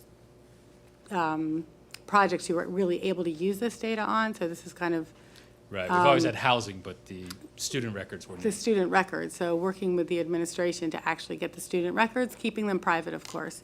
So that's really great, and that really gives us an added level of information to help us. One of the questions I have is you're recommending option 2, which is sort of the middle model. As we go and try and use this data now to plan, which is of course why we want the data, the Dijon Healy numbers were, the projections were actually slightly under, and given changes going on in the Philadelphia School District and some of the trends we're seeing, did you have any sort of discussions among yourselves over whether to use, which option to use, and could you sort of give us some insight on that? Sure, that's a good question. The way we set up our alternatives are some different than some other consultants do. Sometimes you see, and I think in the last study you had was more of a statistical, standard deviation, high, medium, and low, or separation from the medium. We choose to make it a more literal explanation of the differences. So we actually sit down and decide what are the factors that are going to make more growth or less growth, or are could happen or might not happen. Which one? What do we want to see the results of? So we don't create a high number and a low number and then figure out why those are high or low. We create the parameters or set the parameters that are going to differentiate from each other and see how they fall. And that's why you see really the high projection goes up a couple hundred, whereas the low one is off closer to 600 from the recommended scenario. But they're based on we can explain, I hope, what those actual reasoning is for why they are so different. That helps. I guess just to follow up on that, I'm just trying to understand your level of comfort with that middle versus, and particularly, frankly, the high estimates, because obviously Right. for us, if we, there are expenses involved in doing additional rounds of facilities, planning and building, and so I'm just trying to get a sense of whether you see the middle option or the higher option. You've obviously said that you see the middle option, but I just wanted to Right. get a sense of how strongly you felt about that versus the higher or the lower option. I honestly feel pretty strong about the medium versus the high. Again, the purpose is if there's some decisions that don't have to be made today, but they're looming, and you have another year to assess as and filter as more data comes in, then you hopefully can change course in time. But I think that the medium is more trustworthy. You can look at one piece of it and say, oh, maybe we are going to be low. In fact, we might, kindergarten might be higher than we have right off the bat, just looking at the pre-registrations by a little bit. But at the same time, you might see it counterbalanced, a little lower elsewhere down the line, or high school might not be quite as much. So I think if there are going to be differentiations from the trends, that there's a good chance that a lot of those will counteract and still keep you within that medium range. Okay, thank you. Mr. Bonaventuro. Thank you.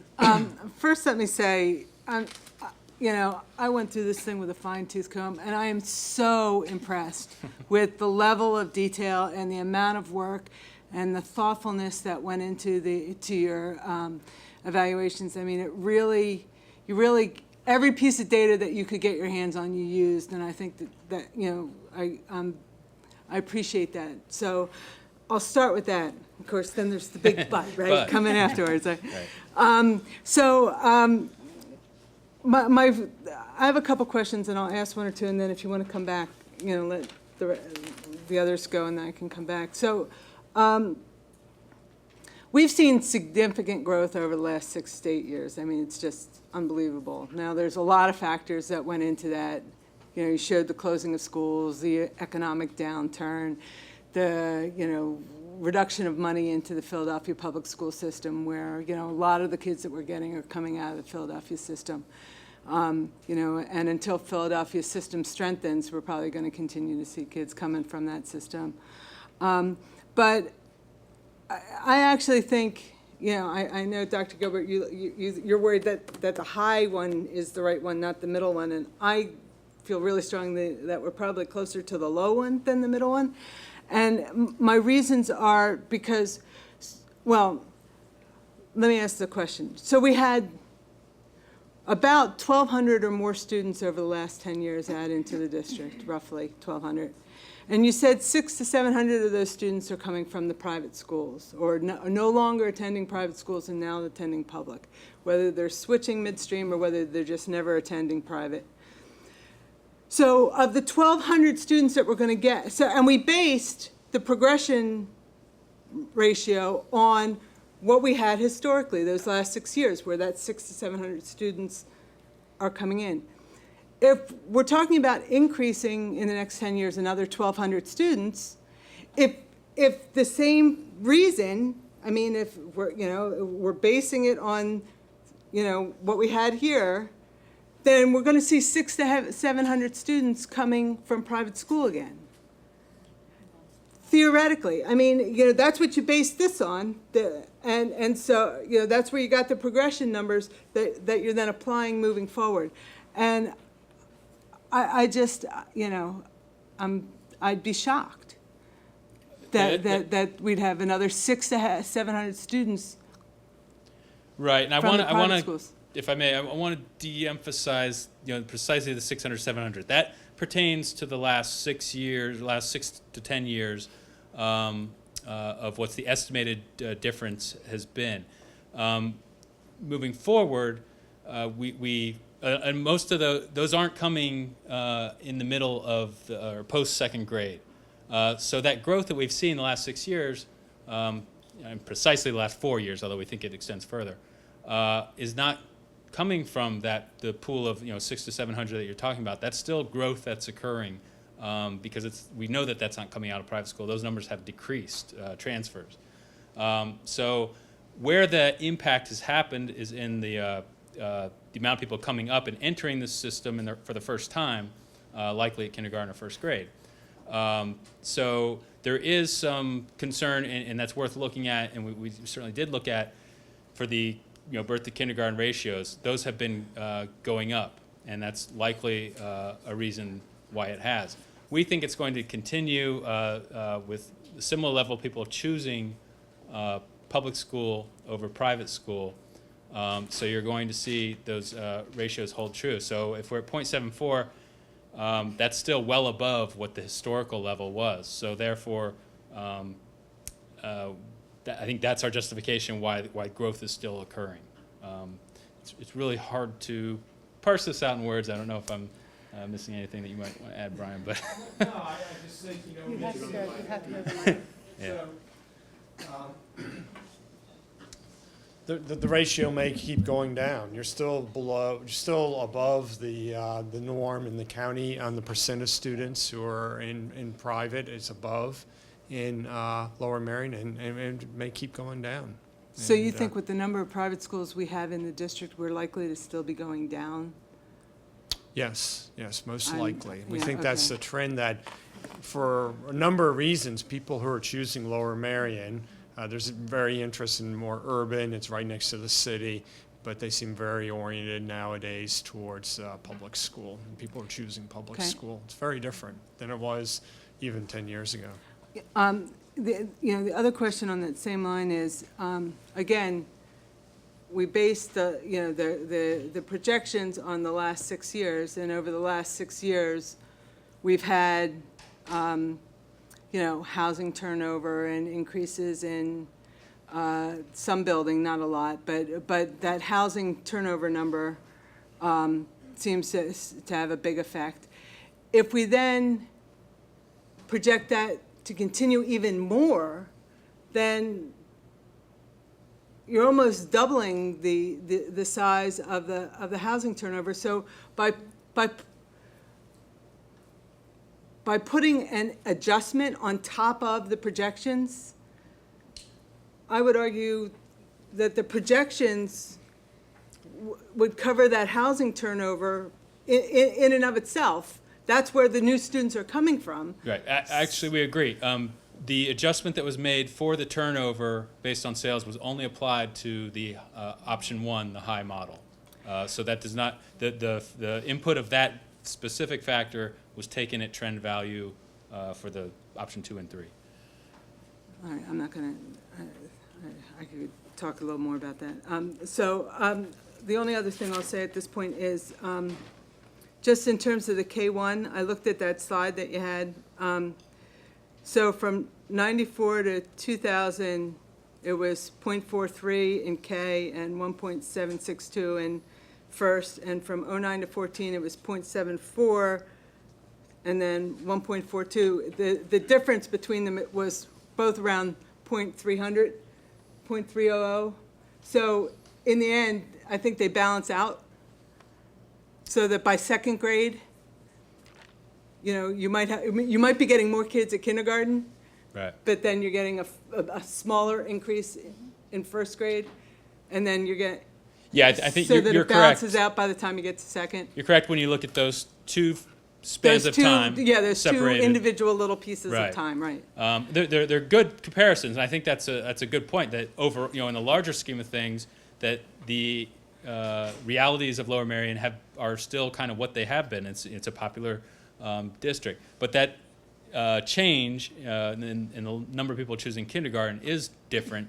And over a long period of time, it looks like it's balanced out more. But when you look at, say, that 06 to 07, you don't see as close. And actually, if we look at the 3 years before the 6-year average, 06 to 09, for example, you're going to see it's not that different from what the K to 1 is not that far off of what it was during the next 6 years. Well, but if you add the two, Let me actually show that real quick. you still get you get to the same number almost. Right. So that K to 1, if you average those 3 years, 06 to 08, it's around 1.43 or 4, which is close to 1.42.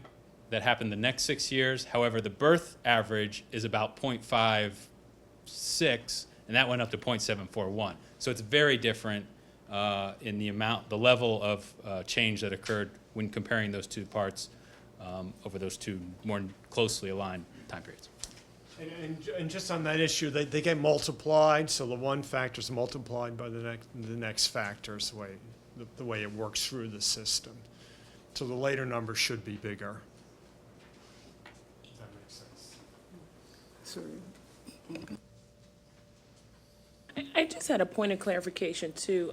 Diane's, the first question around private school. Part of what it seems the report is arguing is that in the past, folks moving into Lower Merion were choosing private school upon moving in. And now part To a of greater it, degree. right, to a greater extent. And so you're having to account for that. But now, individuals moving into the district are not necessarily choosing private school, but rather choosing to enter the district at various stages, whether that's K or 1 or in middle or high school. Is that, am I correct in that assumption? I think they're still entering at the earlier either K or 1 Okay. mostly.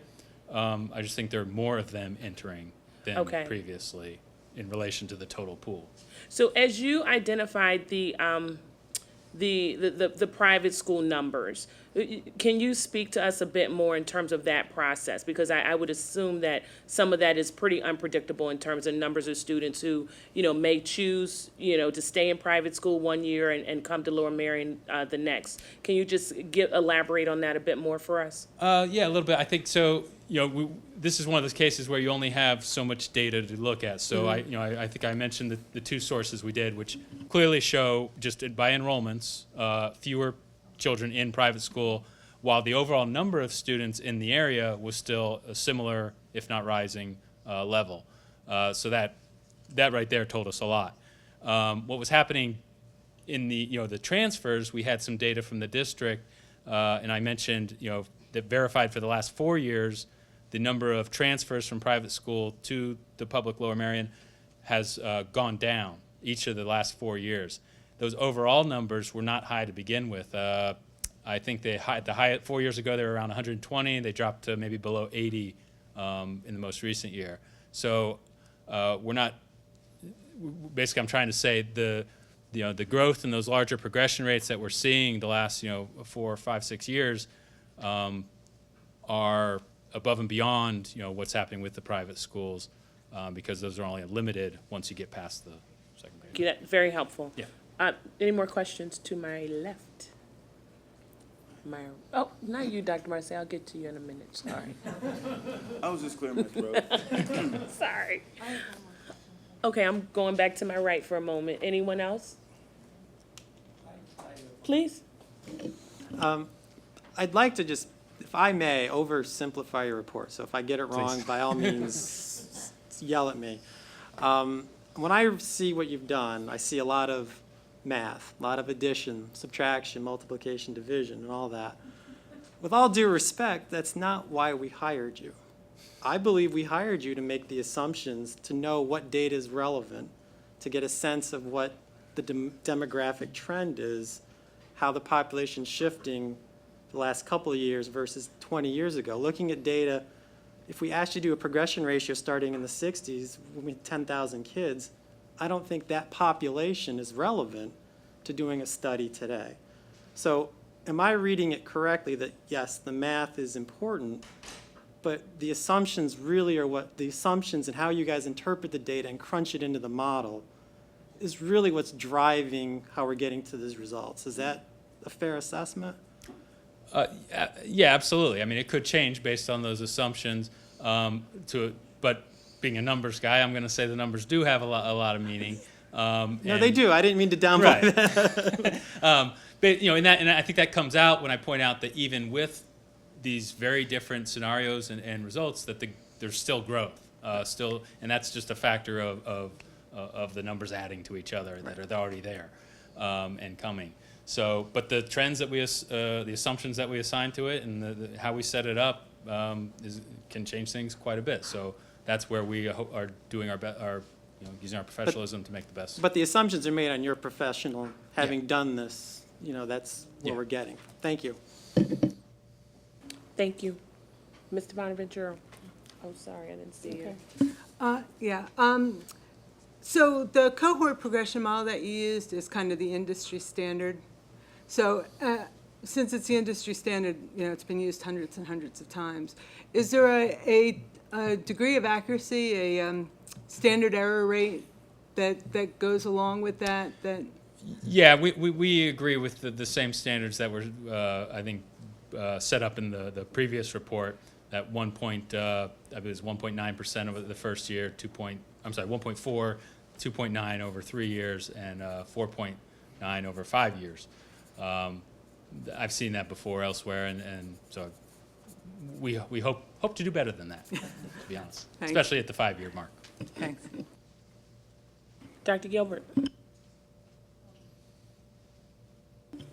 Again, I mean, I think I'm trying to get a sense of, I'm just looking back on the chart that has the X's, which say of the 3 scenarios, which components are in option 1, 2, and 3.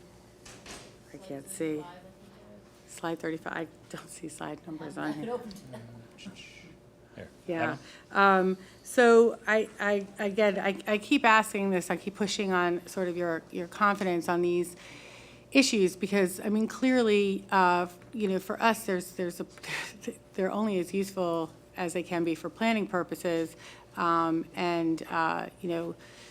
Continuing having to go back and do new rounds of building and having, underbuilt a number of times, I want to make sure that I understand what you think,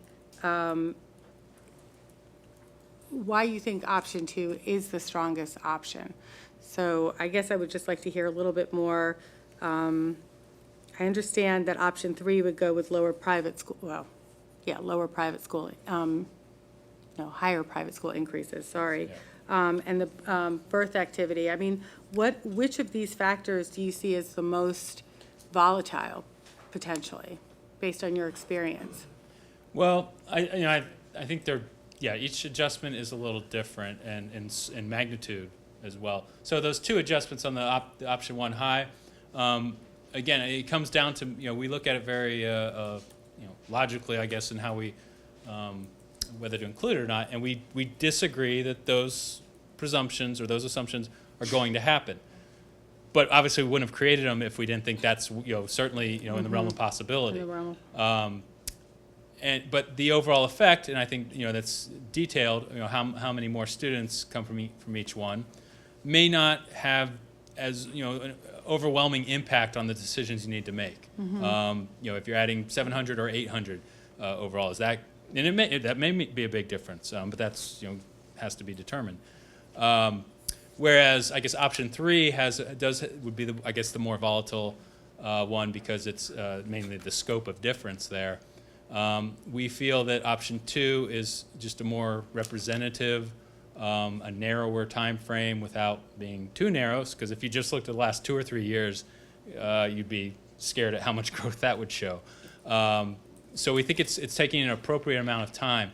9 years back, we just think that there was a drop-off at that time, and the trends, the shifts that we're seeing happened sometime around there. So we don't want to go too far back so that we're diluting the prevalent shifts that are at work today, and we think are going to be at work at least for, I can't even say exactly how many years, but obviously we're through the 10-year period. I'll just add a little bit on the confidence level of the different factors. I think the new multifamily units factor we're very, very confident on. This is going to happen. This has to be built into the model. And we're also pretty confident on the multifamily student increase for a couple of reasons. We're seeing the shift happen elsewhere in Montgomery County where more families are living in apartments than they have in the past. This seems to be almost a cultural thing with immigrant families and things. Upper Marion is experiencing that. And Lower Marion's so low on its rate of students in existing multifamily units, we think it's just bound to increase. You're much less than the county norm. So those 2 we're very confident in, and we wanted to build those into all 3 models.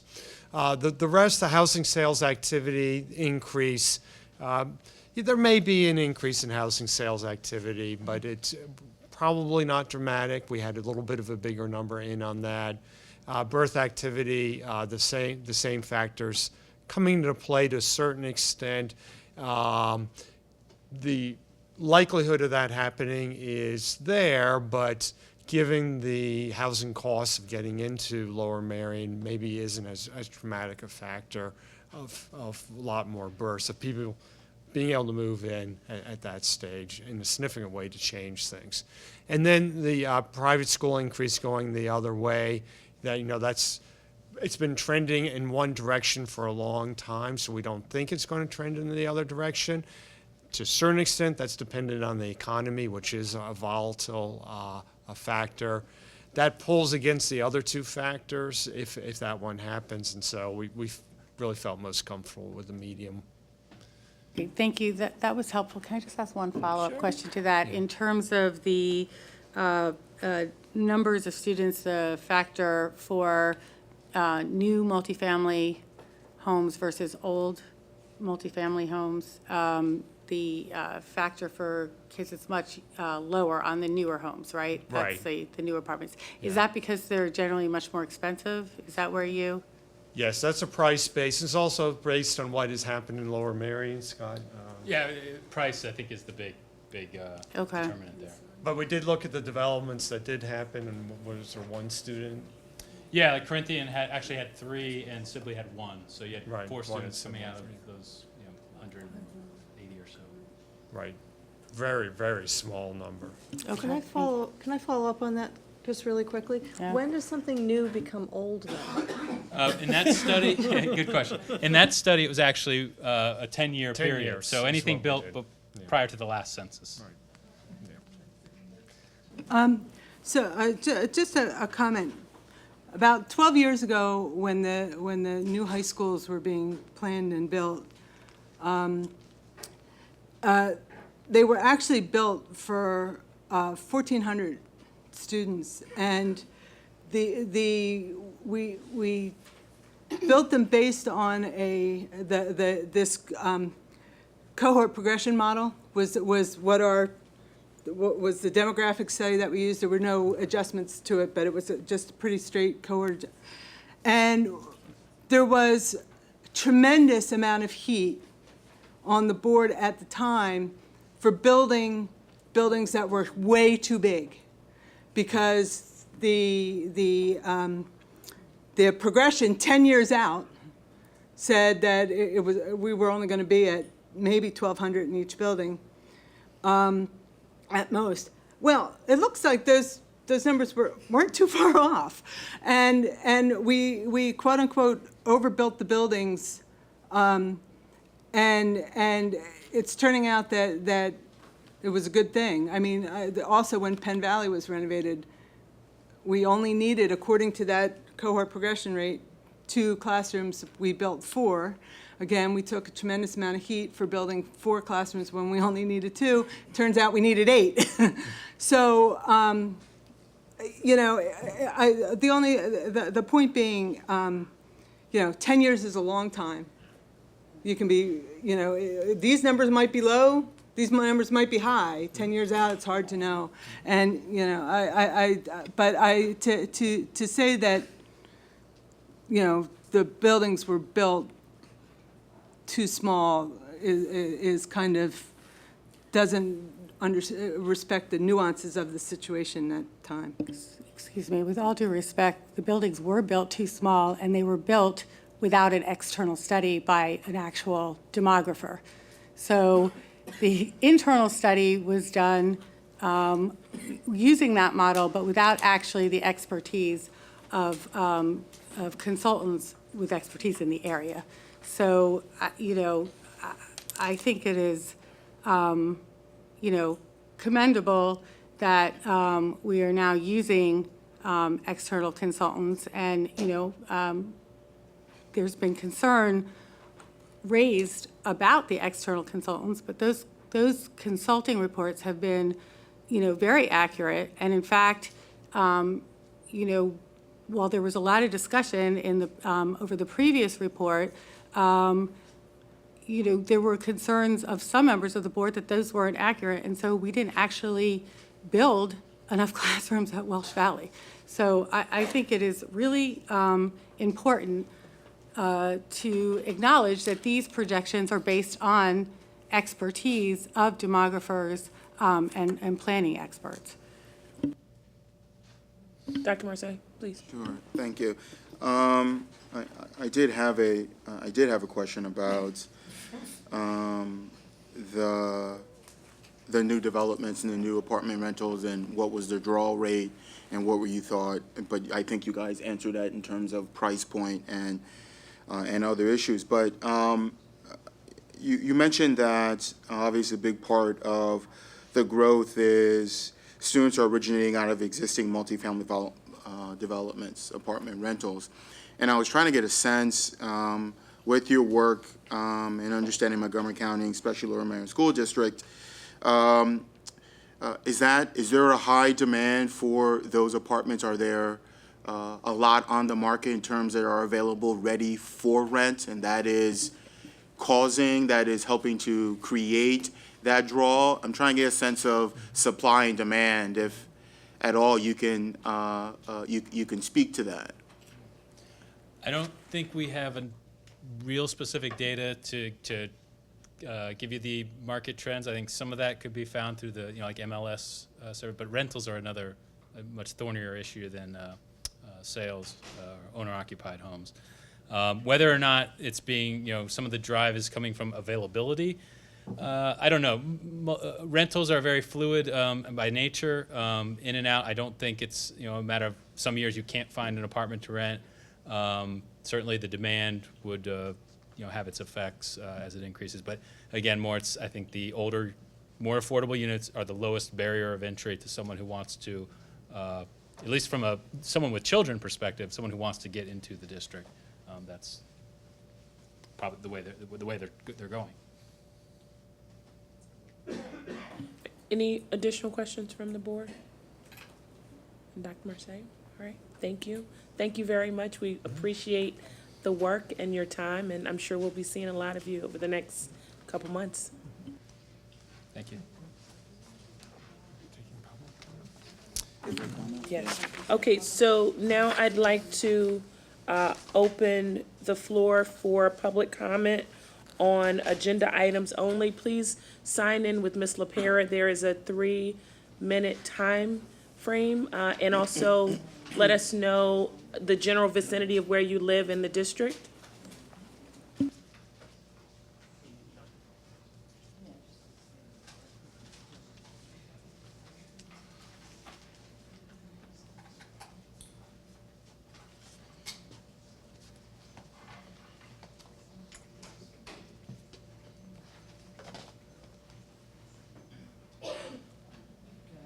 Okay, give me just 1 second, please.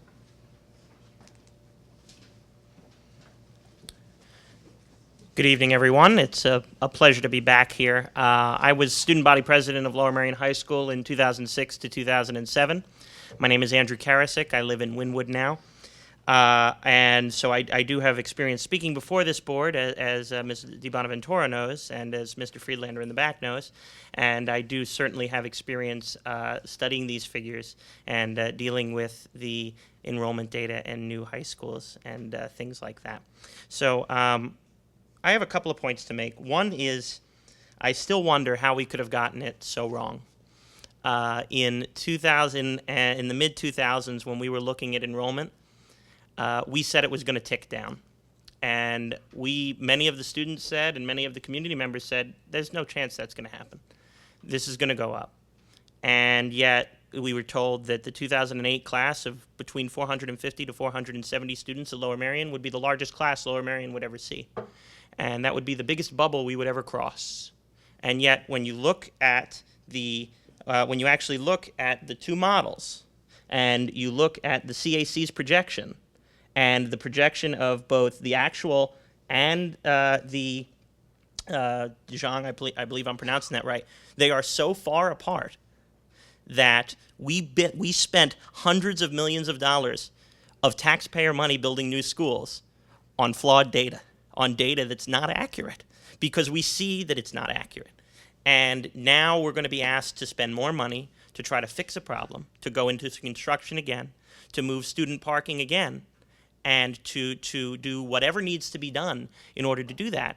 And yet we're back where we started, yet we're a lot more hundreds of millions of dollars down the road. So I wonder that. With regard specifically to new development, I don't think we're being accurate there either. New development in the township, the figure is one student for every, 4 households for every 100 will have a student, is the figure that's typically been thrown out. That's currently. 5-10 years from now, families will move in now, and they will have kids. And those kids they'll either stay in the new projects, or they'll move, but they will have kids. Beyond that, what you're not even looking at is there is a huge turnover in this township right now because of that bubble. That bubble that existed in the late 2000s is now over. And what's happening is most of parents of my generation, the parents of people my generation, are now selling their homes. and they're selling their homes because all their kids are now in college. And so the turnover rate is large, and it continues to be large. There are new families in my neighborhood of Indian Creek monthly, and that turnover rate is going to continue to uptick. And so I think it's, thank you, I think it's careful, I'll just finish up very quickly, I think we need to just be careful about what we do here in the next few months and years to make sure that we're not here again in 7 years, and we're not reliving the problems of the past. Thank you. Thank you for the comment and question. Next speaker, please. Hello, hi, my name's Christina Fink. I live in the district. I have 3 children in the district. I just have a few things I just thought we should keep in mind, just because this is what I hear on the street. This is what I talk to parents about. So I don't have anything specific to say about the report that was given, but I have a couple of comments. The first one is a lot of parents tell me that they're moving into Lower Merion because of the spectacular services that we offer, especially to special needs children. So if you have a child that is entering school and potentially has autism or potentially has reading issues, that sort of thing, they are flooding in here because we have some of the best support. So I have a child like that. And when I went to the psychoeducational testers to test him in 5th grade, I figured, oh my God, maybe I have the money, so I'm just going to put him in the best private school. And after all the testing, the psychoeducational private tester, not a school district tester, but private, said to me, do not move your child out of public school. You want him in that public school, he's going to do so much better. Do not consider a Woodland, even if it might be useful to him because of his personality also. Keep him in the public school. So I hear from parents on the street all the time, I'm keeping my child in elementary school in Lower Merion, and now maybe I would have thought, generations of my family have gone to Haverford or Baldwin, but I'm keeping them in elementary school because I want to figure out whether they need special assistance first or they have reading issues and stuff like that. And then later on, once some of that is going well, they're going to consider moving them out for 7th grade, something like that. Okay, so I just wanted to keep that in mind, you know, in the spirit of all of us being together here. The township commissioners who I spoke to myself not too long ago said that most of the new units that are being built, they have tried to be conscious of the fact that they're 1-bedroom units. Now, I haven't personally looked at that data, but I spoke directly to 2 of the commissioners, and they said that has been their drive. So they feel that's going to minimize the number of children used in those units because of the zoning requirements or the licensing requirements to permit, to allow 2 parents and a child to live in a 1-bedroom is going to be difficult.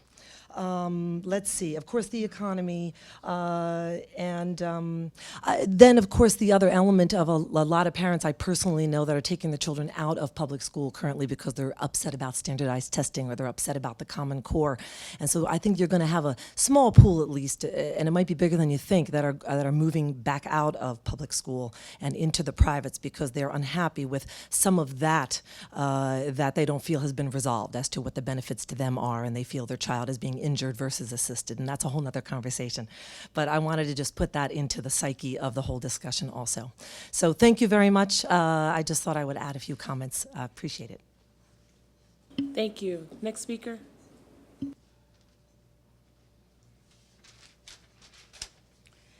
Ruth Jenkin. I live at 354 Worcester Road. I'm going to address the proposed parking change out here at Lower Merion, where the student parking is supposedly going to be removed. The Third Circuit Court of Appeals upheld the school board's effort at redistricting by sending many Southmore Ardmore students to Harriton. The board had rejected 2 previous suggestions that were much more appropriate. But the CAC emphasizes 2 high schools of equal size due to the congestion that would occur around Lower Merion High School. When the choice zone was repealed, no other compensation was made to equalize the population. The school district spent $1 million of taxpayer money to win this case. The plan to equalize the student population at the 2 high schools was upheld.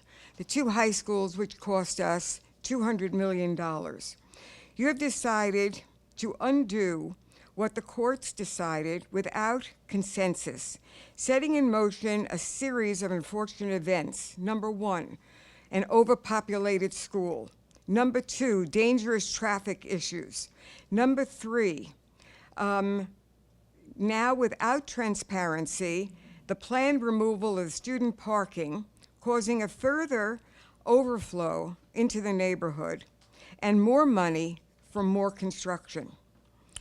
Noted in previous meetings, there was to be further discussion of the issues of parking, and this is not what I would call a transparent decision.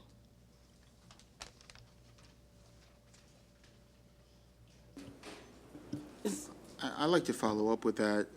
Thank you for the comment. I'm not really clear about any decisions that you believe that this board or this administration has taken with regards to our ongoing conversation around enrollment that has led to the need for where we're going to park buses. That is an ongoing conversation that continues. Matter of fact, last week I met with township administrators to continue that dialogue, because if you recall, and on the board website in our last presentation, there were several options that we continue to work with the township and the commissioners on. There is a meeting relatively soon with some of our commissioners to continue that dialogue. So this administration has not forwarded any recommendation to the board.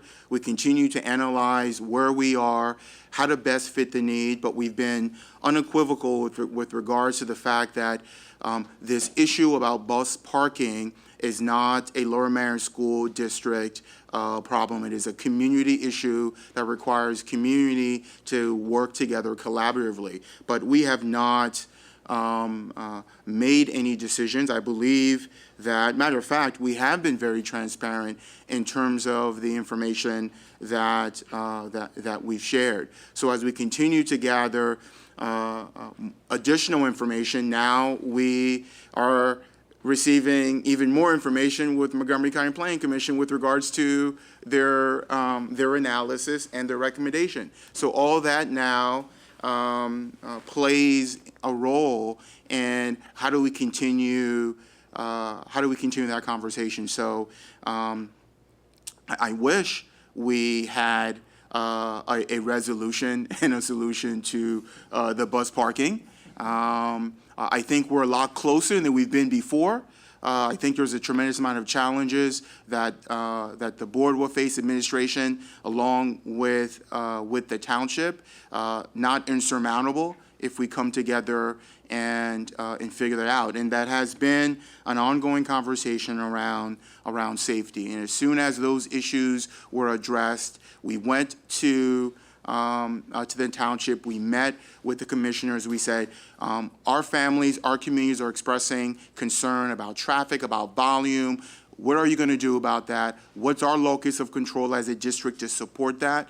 And we've put in, and will be recommending to the board at our upcoming facilities and purchasing meeting, some recommendations in terms of what we've heard around that. We've worked with the township, and you'll hear that with some of the issues that are mitigating on Montgomery Avenue.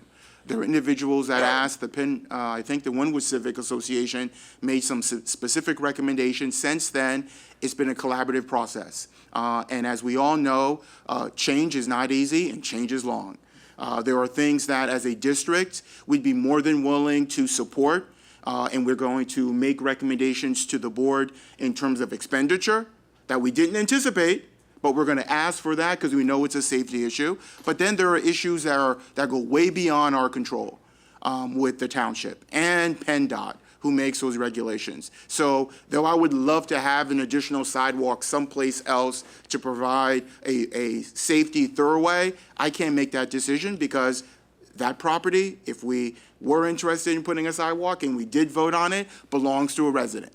And that resident has to comply or to agree to having a sidewalk on their property, which means the township has to work with the community members to augment some of those safety recommendations. And PennDOT has specific regulations in terms of what we can and cannot do. And that information is forthcoming in future meetings. And I wish I would have found a solution to this issue during my acting tenure in bus parking. We have not, and this administration will continue to have conversation, and we will continue to bring our findings, as small as some of them may be, to say after 3 months of conversation, this is the inch that we've moved in the barometer, and we'll continue to have a dialogue. But at some point, a decision has to be made. So I hear this conversation about, and I'll follow up with this flawed data. I'm not really sure what flawed data from the previous speaker spoke to, but I'll say this, that agree, disagree with the analysis, the conclusion, the interpretation. We built additional space in many of our buildings. The proof of that, whether you agree with the numbers or not, and I mentioned this in many meetings, is that there are living, breathing, wonderful children occupying those rooms. Not 1 or 2 or 3 or 4 or 5 or 6 classroom size of students occupying that particular space. So I don't believe, and I have no data to suggest that we are wastefully spending taxpayers' money and building things that are not needed. Are there any additional speakers? Thank you, Dr. Marseille. Okay, so now to our meeting.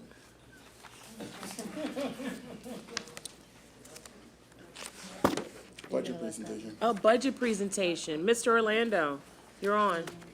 Oh, Dr. Marseille, you're on. I have a couple of slides. Thank you. I don't know that we need them, but thank you. Okay, we'll pass them right here. Have a great night.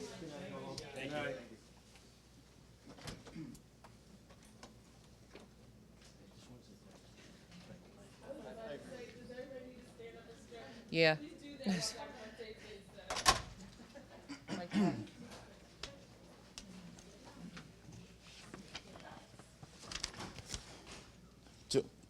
Do I have to comply with those who are stretching, or should I start now or wait 45 seconds? I understand for those who've been sitting for a long time. We appreciate that. Before we go into the budget report, and I pass the microphone over to our business manager, who will talk with a little bit more detail in terms of the proposed budget. I wanted to briefly outline some conversations that have taken place and some conversations that are.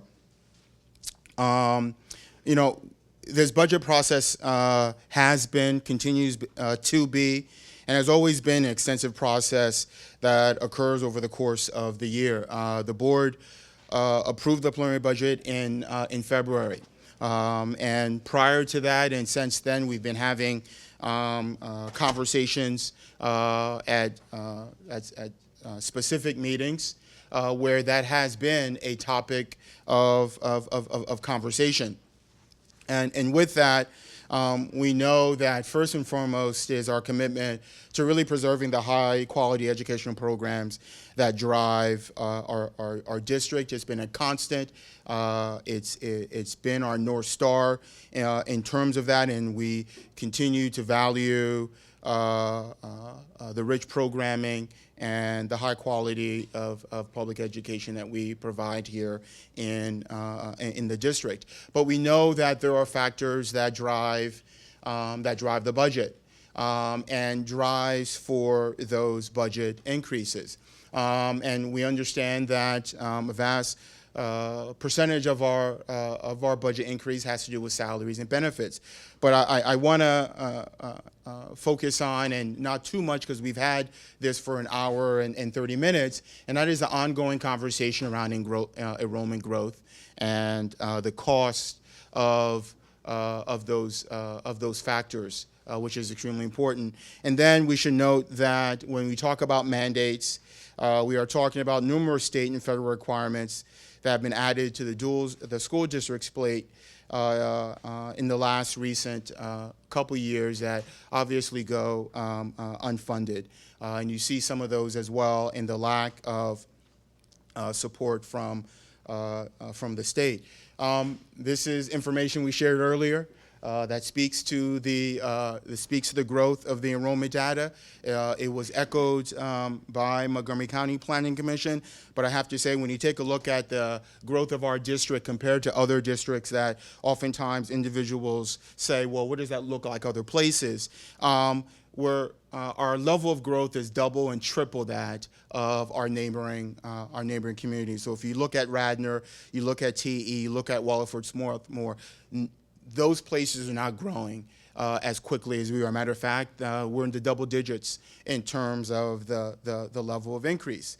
But we also know that part of the complexity in the conversation around growth is our PSER system that needs to be, from a legislative and state level, revamped. As you see that the rise in costs of PSER's contribution continues to go up, disproportionate to state funding. And then we take a look at the cost of special education, and we are extremely proud of the high quality special education programs and services that we've committed to and we continue to be committed to, regardless of student need. But the reality is that the cost of that has increased, but the funding that we get has flatlined, and you can see that in terms of the percentage of instructional expenses that we get from the state at 2.3% on average versus the rest of the state. And what we also know, and many of you have probably read and continue to read about the disparity of school funding across this country, but obviously specifically Pennsylvania, the Commonwealth where we live. And many of you probably read the April 22nd article in the Washington Post that talked about the haves and the have-nots. And our district was compared and used in that number when Governor Wolf did go visit a school. I believe it was Martin Luther King High School, if I'm not mistaken, and try to compare the rich program of Lower Merion, the art, the music, the pool, the other co-curricular, extracurricular programs that are offered in such a wealthy district, but yet and still neighboring students have to fight for textbooks. Teachers have to think about where they're going to copy because they're limited to that in bringing their own materials. So across this state, there are vast disparities that unfortunately put students at a disadvantage in terms of opportunities that are presented to them. And we're very happy that this district and this community has continued that tradition of excellence to provide that. But unfortunately, based on the most recent PASA and PASBO report, we see a large number of school districts who had to reduce services, had to think differently about construction, had to think differently about transportation and minimizing and reducing those opportunities. And those, in a sense, what really makes Lower Merion, one of the many things that make Lower Merion School District extremely unique. And that is what draws community members to this district in terms of what we offer, our dual enrollment programs, our IB program, which is nationally recognized, our commitment to low class sizes, and our commitment to really the array and the extent of extracurricular and co-curricular programs that we provide in this district, and bar none, in a very rich, inclusive instruction model that we have adopted and and support and proud of. And then our transportation department and the great work that they do and the services that they provide to the students of this community and the family of this community, but also understanding that there are complexities and factors in terms of having two high schools. We have two sets of curricular programs, two sets of co-curricular programs, so that adds to the complexity in terms of the cost of operation as well, and some additional programs that really scratch the surface of what we offer, but really proud of. So what we like to, and evidence proves that, we have Lower Merion School District program is as well as strong achievement. We have successful graduates, and it helps, and those really help with supporting our property values in this community.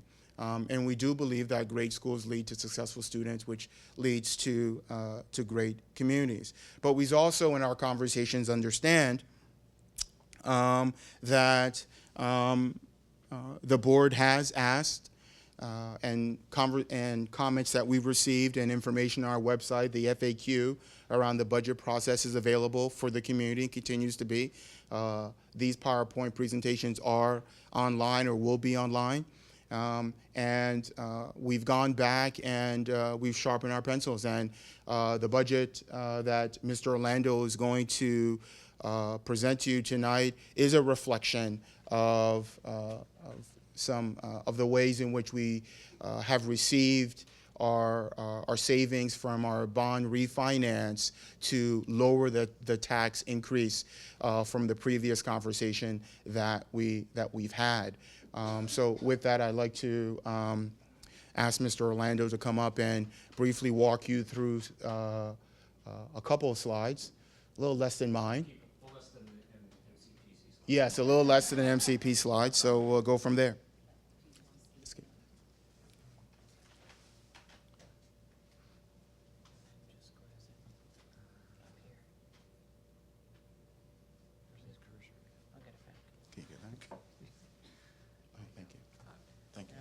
Left-handed, so it's pretty much a miracle if it works. Okay, good.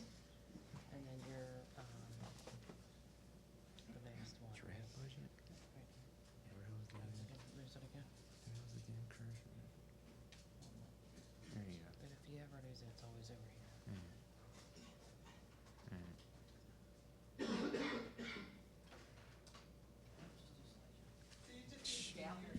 I was just really stretching. That's no intentions of helping him at all. That's the magic he brings. Okay, as Dr. Mercier gave that introduction to our proposed final budget, I want to kind of just go over where we're at in the budget process. Dr. Mercier went through a list of different meetings that we've had. I want to kind of go through the Act 1 budget schedule. So going back a couple months ago, April 17th, the board approved a preliminary budget. It's required, I'm sorry, February. April, that was the last one. Okay, it's getting a little late. But, so on February 17th, the preliminary budget was approved. It's required under law to be approved by February 18th, so we complied with that. Governor Wolf's proposed budget was presented on March 3rd. We still to today don't know what aspects of the budget will be passed, so our budget reflects a status quo from the current year as to what our state revenues will be, except for the additional funding for PSERS. So again, we don't know what will happen with that budget. Obviously, you've been reading the paper, there's been a lot of talk about what aspects of the budget will be approved. So I don't anticipate by the time our June 8th final adoption date that there will be any type of conclusion on what will be passed. So that's the situation with the governor's budget. The board did approve to file for exceptions, which we did file or submit to PD on March 5th. PD did approve those two exceptions for the retirement contributions and for the special education. That brings us to this evening. A proposed final budget is required at least 30 days prior to the adoption of the final budget, which is why we're here this evening. Since our May meetings do not comply with that rule, we are forced for April 27th. And then June 8th is the scheduled final date for adoption. So until that adoption, the board at its pleasure can make any changes to the budget. Want to go over the revenue side. As you can see, we have the current budget in place, the preliminary budget that was approved, and then we have what we're proposing as our final budget. As Dr. Mercier alluded in his presentation, we have reduced our expenditures by the $500,000 of the bond savings that the district did secure last month. That has allowed us to reduce the amount of real estate taxes that we'll need from the taxpayers. So you can see that line item is roughly about $500,000 less. Most of the other items pretty much have stayed the same.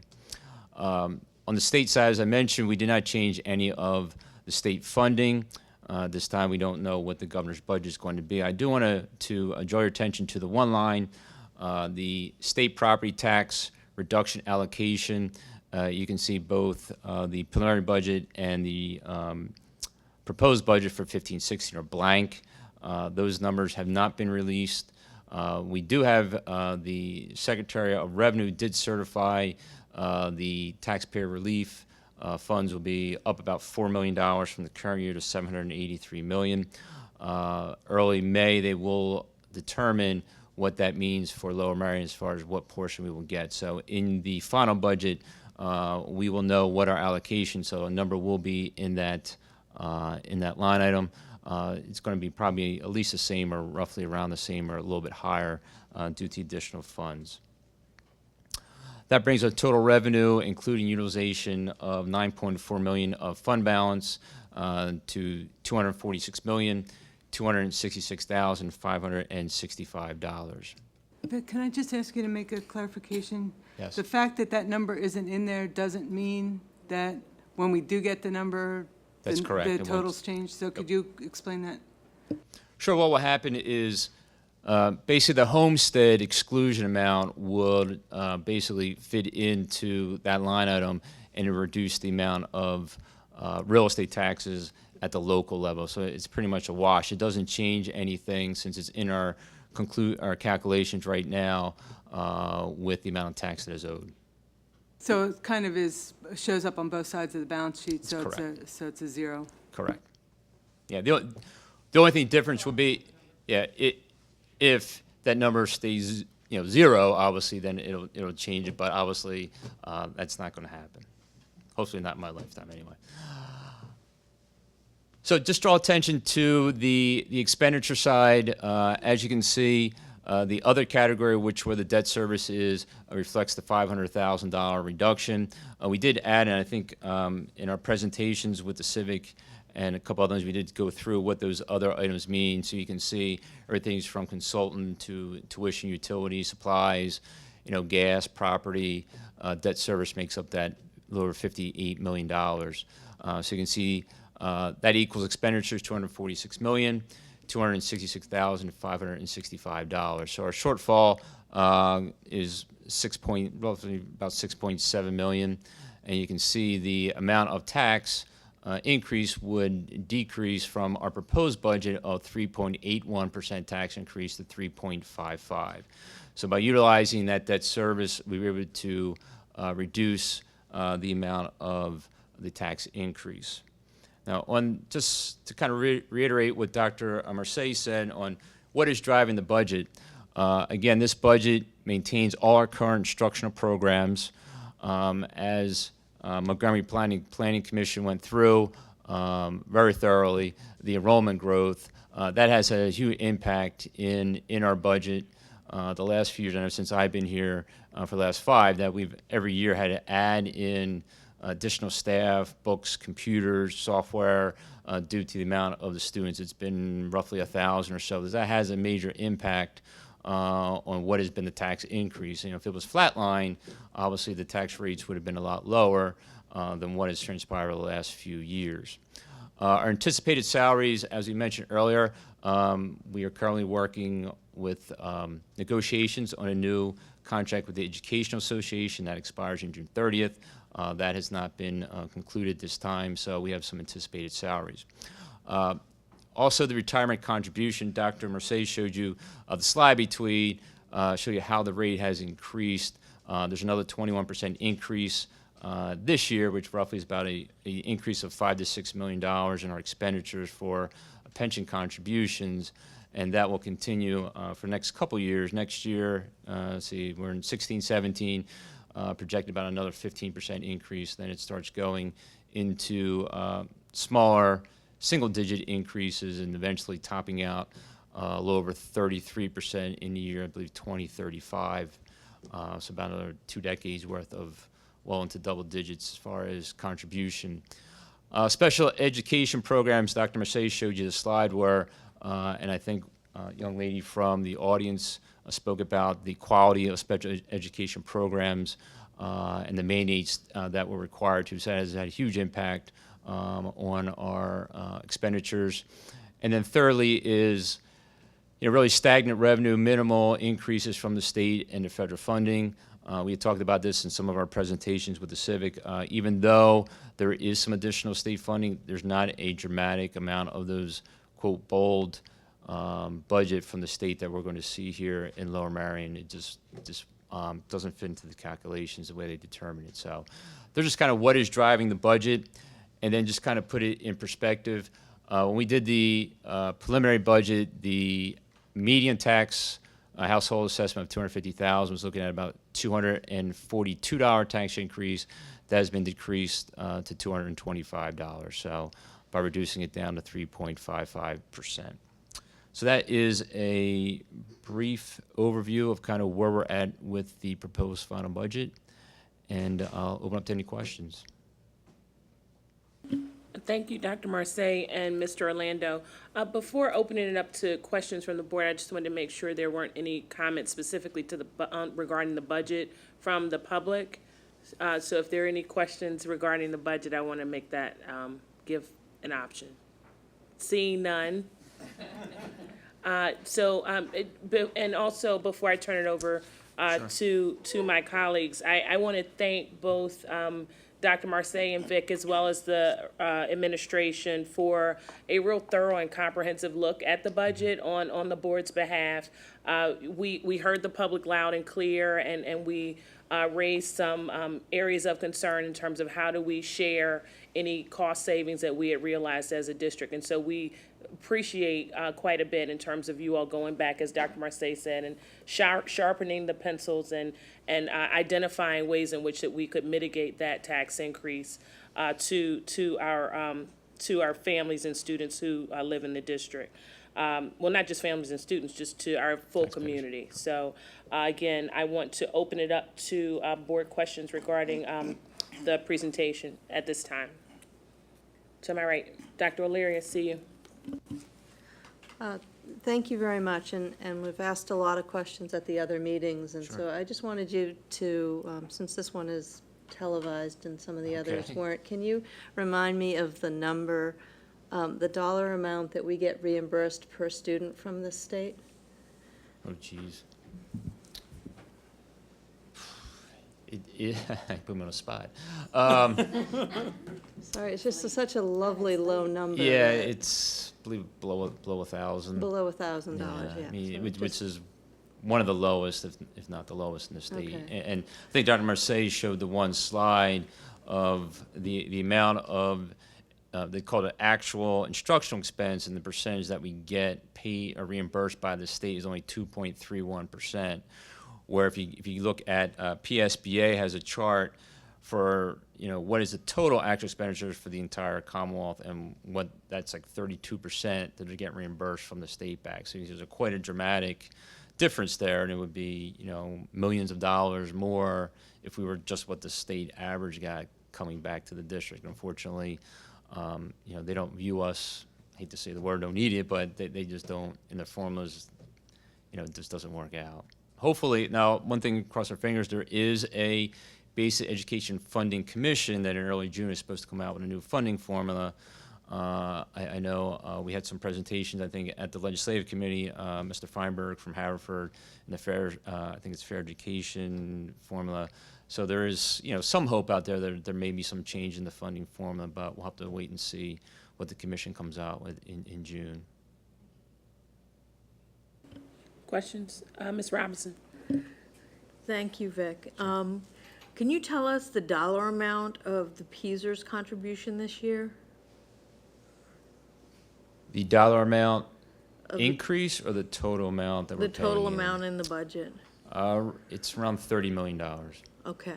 And do we The- have any control over that number? We do not. What happens is the board, the Peasers board in December of each year declares what that rate is. So for example, the current year is 21.4 and the upcoming school year is 25.84%. So I always look at it one way. If I had, just round numbers, $100 million in salaries this year, I'm paying $21.4 million as an expense line item for Peasers, and if everybody took a freeze, that $100 million, obviously 25.84% goes up over $4 million with no control whatsoever, because that's what the law is. And it's gone dramatically since we've been here. I think I look back, it was 2008. We were paying a little about $5 million. So now it's almost 30, around 30. That's pretty dramatic as far as the increase in that expenditure item. Ms. Pollard? Yes. I thank you also for going back and sharpening the pencil. But I got a question just today from someone who told me that as a board member, I just want you to know that I'm a senior citizen. I have no children in the district, and I'm helping to support your program. What do I get from it? I know my response, but how would you respond to that? Well, I think, Dr. Merced went through a list, obviously, what the programs that we offer. It's quite interesting. I was actually last week out to lunch with one of my coworkers, Christopher, and we were having lunch, and this young lady came up to me and said, "Are you Mr. Orlando?" So Chris got all nervous and said, "That's him right over there." So I said, "Okay, what's your question?" And she said, and she talked about taxes, and she is a senior citizen. Children went through the system, and she kind of was very adamant about keeping up the property value and keeping the quality of education was very important to her, and she reiterated to me that that's something you need to take consideration when you're doing your budget, that we value our property values here, and we want you to continue to keep them strong. That was kind of interesting, just having lunch. My sandwich got cold, but it was all right. My response was, your tax dollars, even though you don't have children in the schools, keep someone else's child from robbing you. Okay. And our educational system, as it is right now, being the best that it can be, works with our children to keep them out of institutions other than school, so that you will be able to be proud of them and not, working on trying to get them out of prison. It's a very good comment.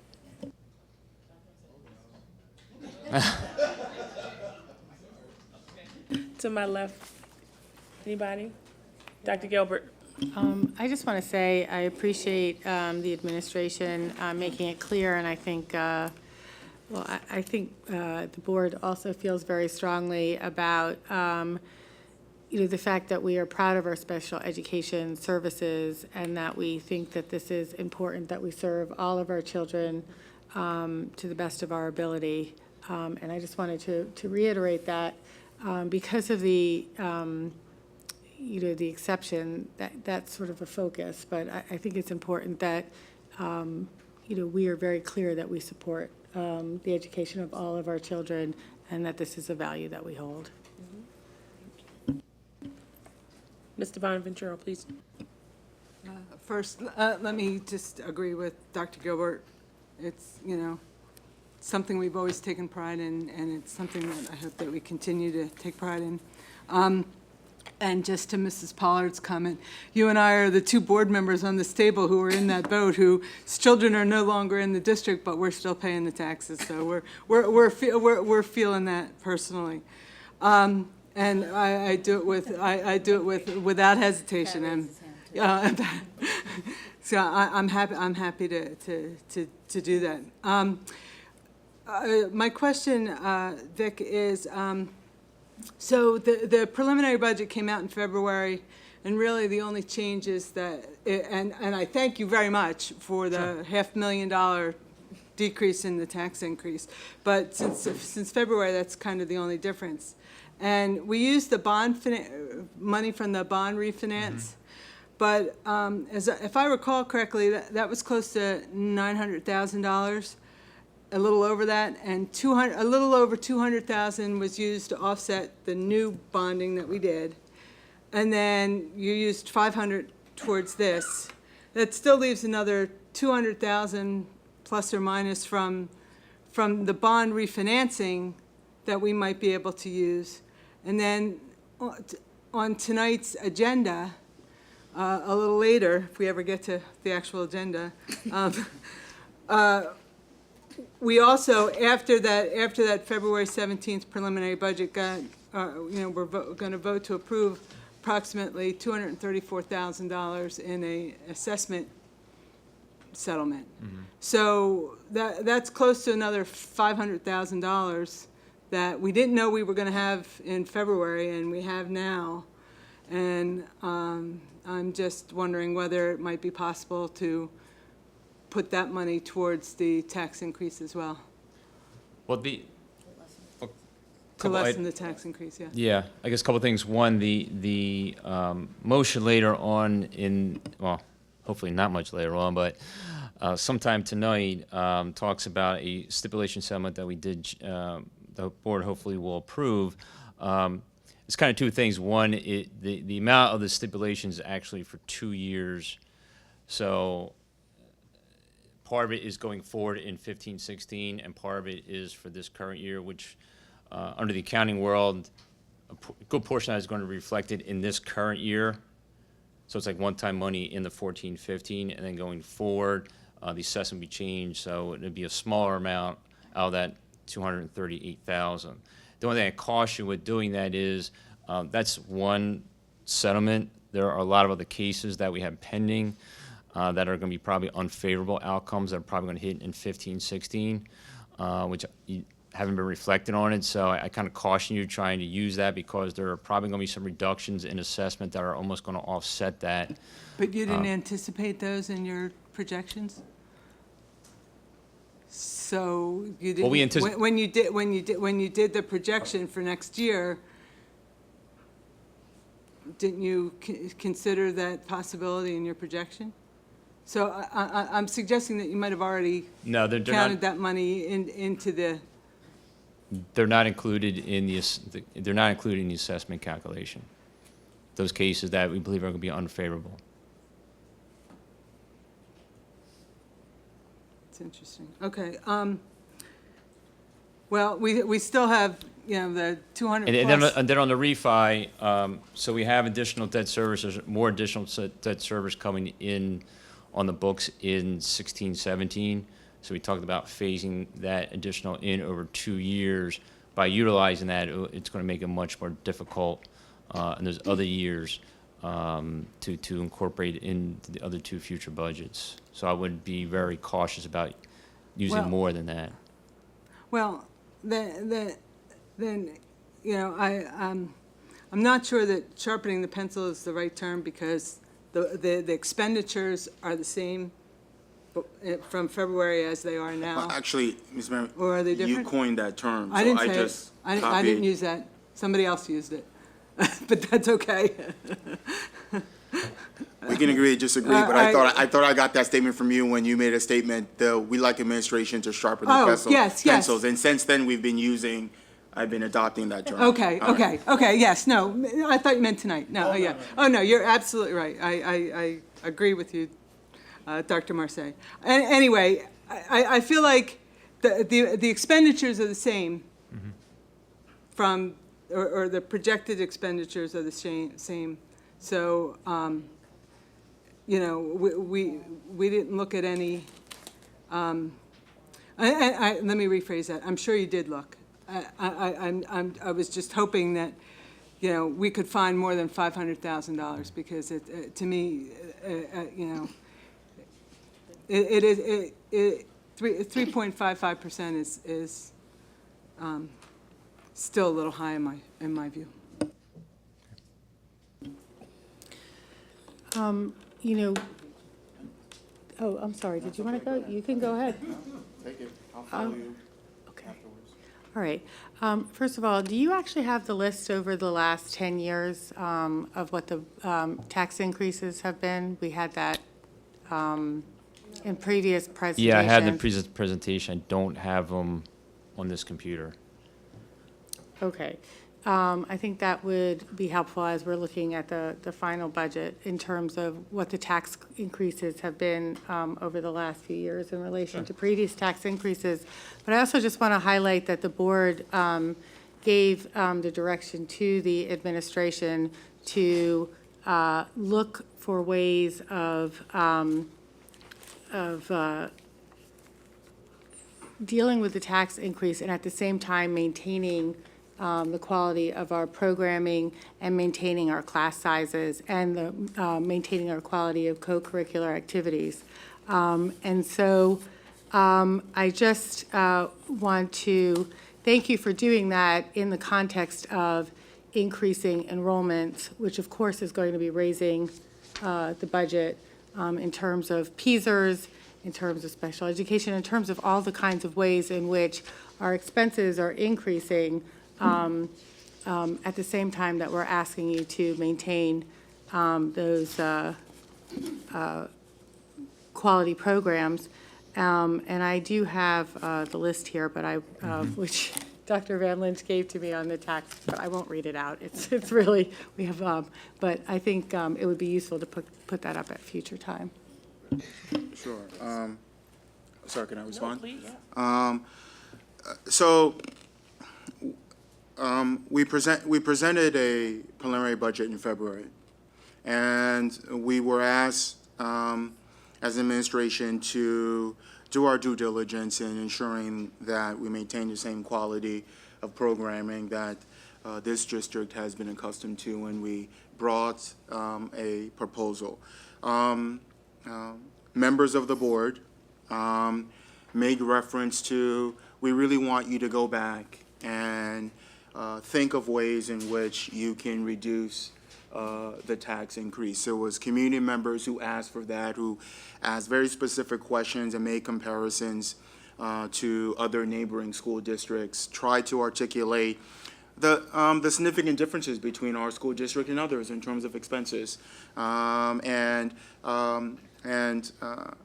try to articulate that the level of growth that we've been experiencing in this district can't compare to any of our neighboring school districts in Montgomery County and Delaware County. And we did that, and it was a never easy process or easy decisions, and we tried to balance the need to think about ways in which we can offset that without compromising any other programs. We also thought ways in which to think about the future needs of this district moving forward, and the expenses that will be forthcoming. So we found a happy median with that number and the efforts that we try to do that. And I can understand that based on the 7 or 8 individuals at our February meeting who were really adamant and passionate about the tax increase and the burden that they're taking, and community members, senior citizens who obviously are concerned about that, and we've tried to mitigate that. And I know that any tax increase is not a good increase. It's not a good formula, and I understand that and appreciate that more than before in my previous role. But we will continue as a board and continue as an administration to think thoroughly in the way in which we're investing in our community dollars, and we will continue to find ways to balance the need to lower the tax burden or increase, but at the same time think about how we can continue the level of programming that we have in this district. And I said it in numerous conversations that those challenges are much harder than they've been in the past. And it's not going, I'm not saying they were easy before. They were very difficult. We're forecasting a much more difficult conversation. And this board is, I believe, is up to that challenge and has committed to that moving forward. And we're going to continue to think creatively and have conversations about that. But we try to accommodate what we believe to be a fair presentation in terms of the trying to decrease that. And looking at other districts, if you, and I said this before in other meetings, I kind of hate comparing because it's not necessarily apples to apples, is respectively across the Commonwealth that on average is one of the lowest at the 3.55 that we're proposing. I just want to add to Dr. Marseille's points, just going back to our tax increase over the last 5 years. 2011-12, 3.31, 2012-13, 1.99, 2013-14, 3.82, 2014-15, 3.9, and 2015 reduced from 3.81 to 3.55. So I just want to reiterate the board and administration have been extremely committed to to mitigating the tax increase.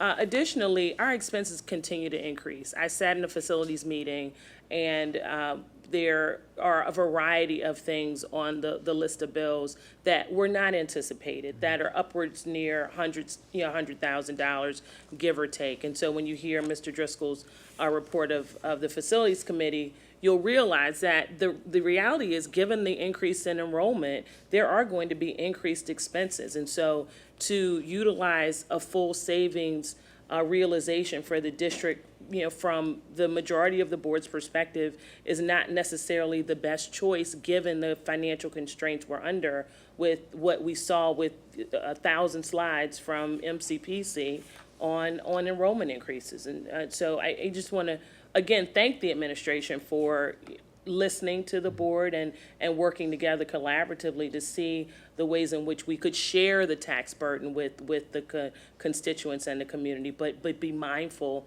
of the constraints of the district. So are there additional questions at this time? Mr. Driscoll, please. I know it's late, and I'm really sorry, but I think there's an important point, and I think you raised it in a prior meeting. 2 or 3 years ago, and I forget the exact date, we changed our health insurance plan from a third-party provider to now, I think it's self-funded. Well, fully insured is self-insured, correct. And I believe we did recognize in that year, a reduction in expenditure, I thought. Is that correct? The first year there was some reduction, and we use it as a way of cost containment going forward, because the district was experiencing double-digit increases, more into the single-digit.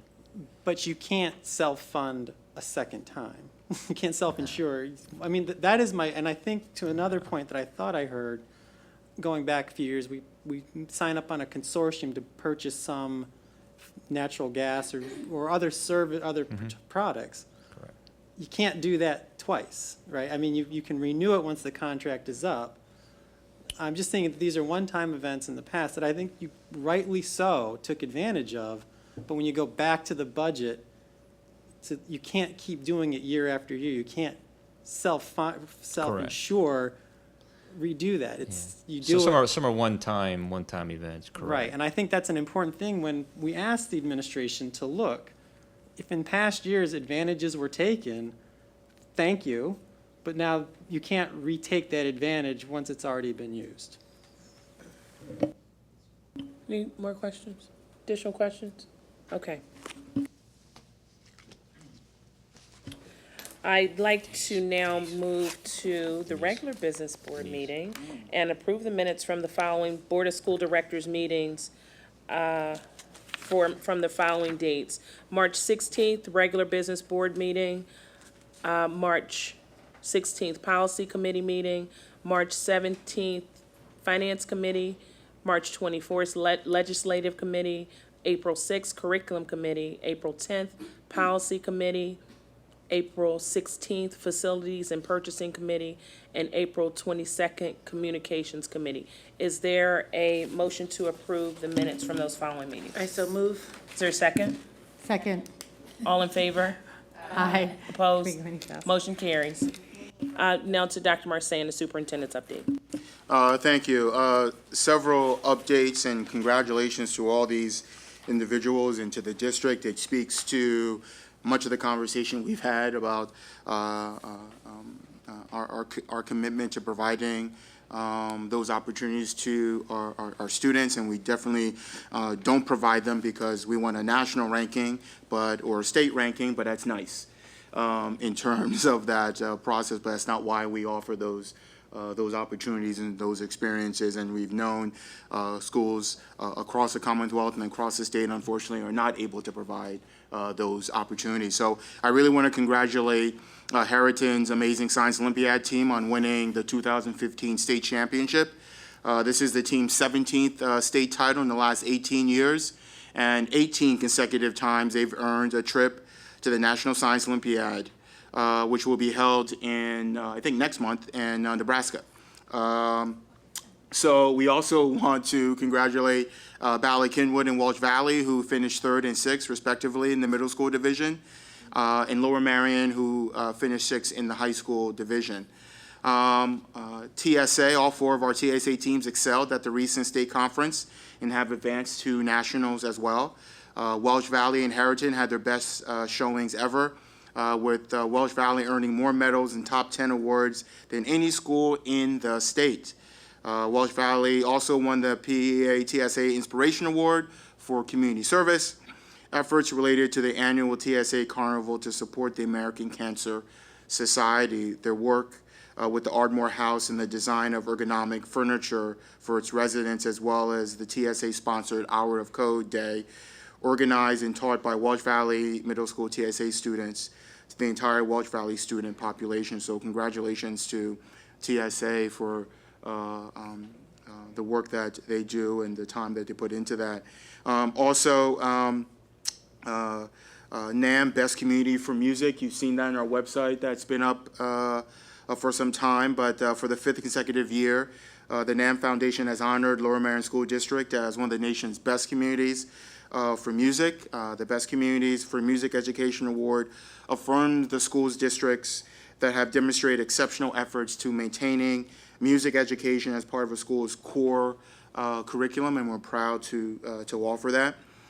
We also want to send congratulations to Lower Marion High School junior Allie McGowan and 10th grader Madeline Ragsdale for their first place finishes in the 2015 Central League Writing Contest. There were hundreds of talented writers from the league's 12 schools who competed at this event. 3 winners from each school were selected, so we congratulate both of them for their success. Moving on, I'd like to acknowledge that the ISC received 40 mini grants were requested this year, earning requesting a total of $24,081.17. The difference between requested and actual funding made the selection process extremely difficult, so we want to thank our educators for putting the time to completing those applications. A total of 25 grants received funding in the amount of $11,139. 2 of those grants received the largest award possible in the amount of $1,000. So we really want to thank ISC and the HSAs for working really hard and offering our teachers the opportunity to apply, and more so providing those additional supports for some great programs that they'd like to augment and add to their curricular program. With that, I will continue to move on with the first action item, and the superintendent recommends that the Board of School Directors approves the human resource action as listed in the attached exhibits HR 1 through HR 7. Any questions? Please, Dr. I just had a Golden. comment. I just wanted to acknowledge a retirement that we'll be voting on momentarily, and I want to thank Mrs. Antonelli of Marion Elementary School for her generations of teaching students to love school and to love to write, and all of her service. Here, I was going to ask you the same thing. She's fabulous and will be missed. As are probably most of the other teachers. I just don't Right. have, I don't have a personal relationship with them. We wish them all well. Any other questions? All right, motion to approve? So moved. Second? Second. So tired. All in favor? Thank you. Aye. Opposed? Motion carries. Thanks.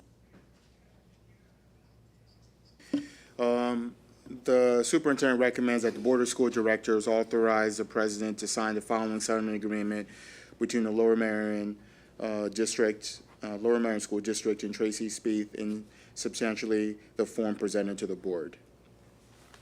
There any questions? Is there a motion to approve? So moved. There's second? Second. All in favor? Aye. Motion, all opposed? Motion carries. The superintendent recommends that the Board of School Directors authorize the president to sign the following settlement agreement between Lower Marion School District and Latrice Andrews in substantially the form presented to the board. Any questions? Motion to approve? So moved. Is there a second? Second. All in favor? Aye. Opposed? Motion carries.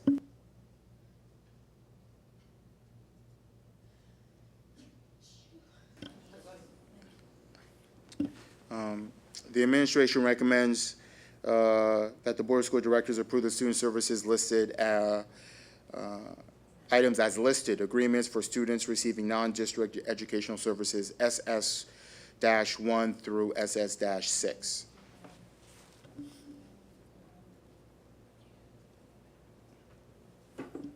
Did I skip something? I apologize.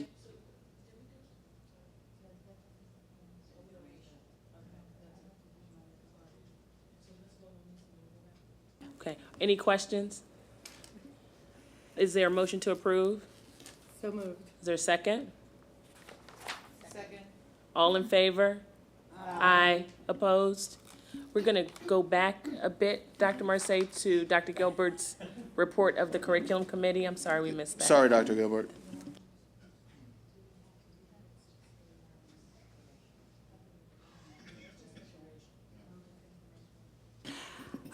Thank you very much. So the curriculum committee of the board met on April 6th, which is quite a while ago now. So, but the main presentation was on the learning management system Blackboard. Central administrators and teachers presented on year one of the pilot. The first part of the presentation explained what a learning management system is, why we need one, and the committee's reasons for choosing Blackboard. The second part of the presentation showed the ways in which the teachers in the pilot have used Blackboard at the elementary, middle, and high school levels. Finally, the timeline for the 15-16 and 16-17 school years were presented. That's the timeline for implementation. So during the 2015-16 school year, the pilot will be extended to allow all interested teachers to join. It will also be integrated with PowerSchool, which will be great. And then during the 16-17 year school, during the 16-17 school year, teacher leaders will facilitate training within each building, and all teachers will move from the system they are currently using to Blackboard. Finally, in the 17-18 school year, all teachers will be using Blackboard as their learning management system. The budgeted cost for next year was just under $40,000.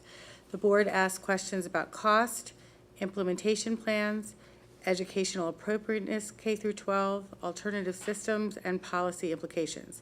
We also talked about how it could be used to replace snow days potentially, help kids who are missing school due to illness, and to support the strategic plan. So it was a very wide-ranging conversation. We will need to monitor these issues if we continue to expand the use of Blackboard.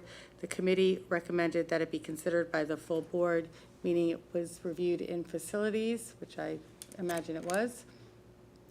So I'll keep going, and then, and you can report on that later. And the next meeting will be May 4th at 8:30 a.m. in this room.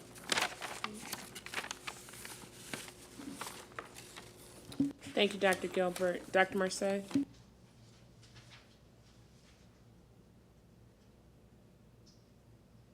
I lost my spot, but I think I am. We did student services. 9B. 9B, thank you. The administration recommends that the Board of School Directors approves, what time is it? The administration recommends that the Board of School Directors approve the attached independent consultant contract with Alvira Zuez Laguido in the amount of $75 an hour for bilingual school psychology services from April 1st through June 30th, 2015. Are there any questions?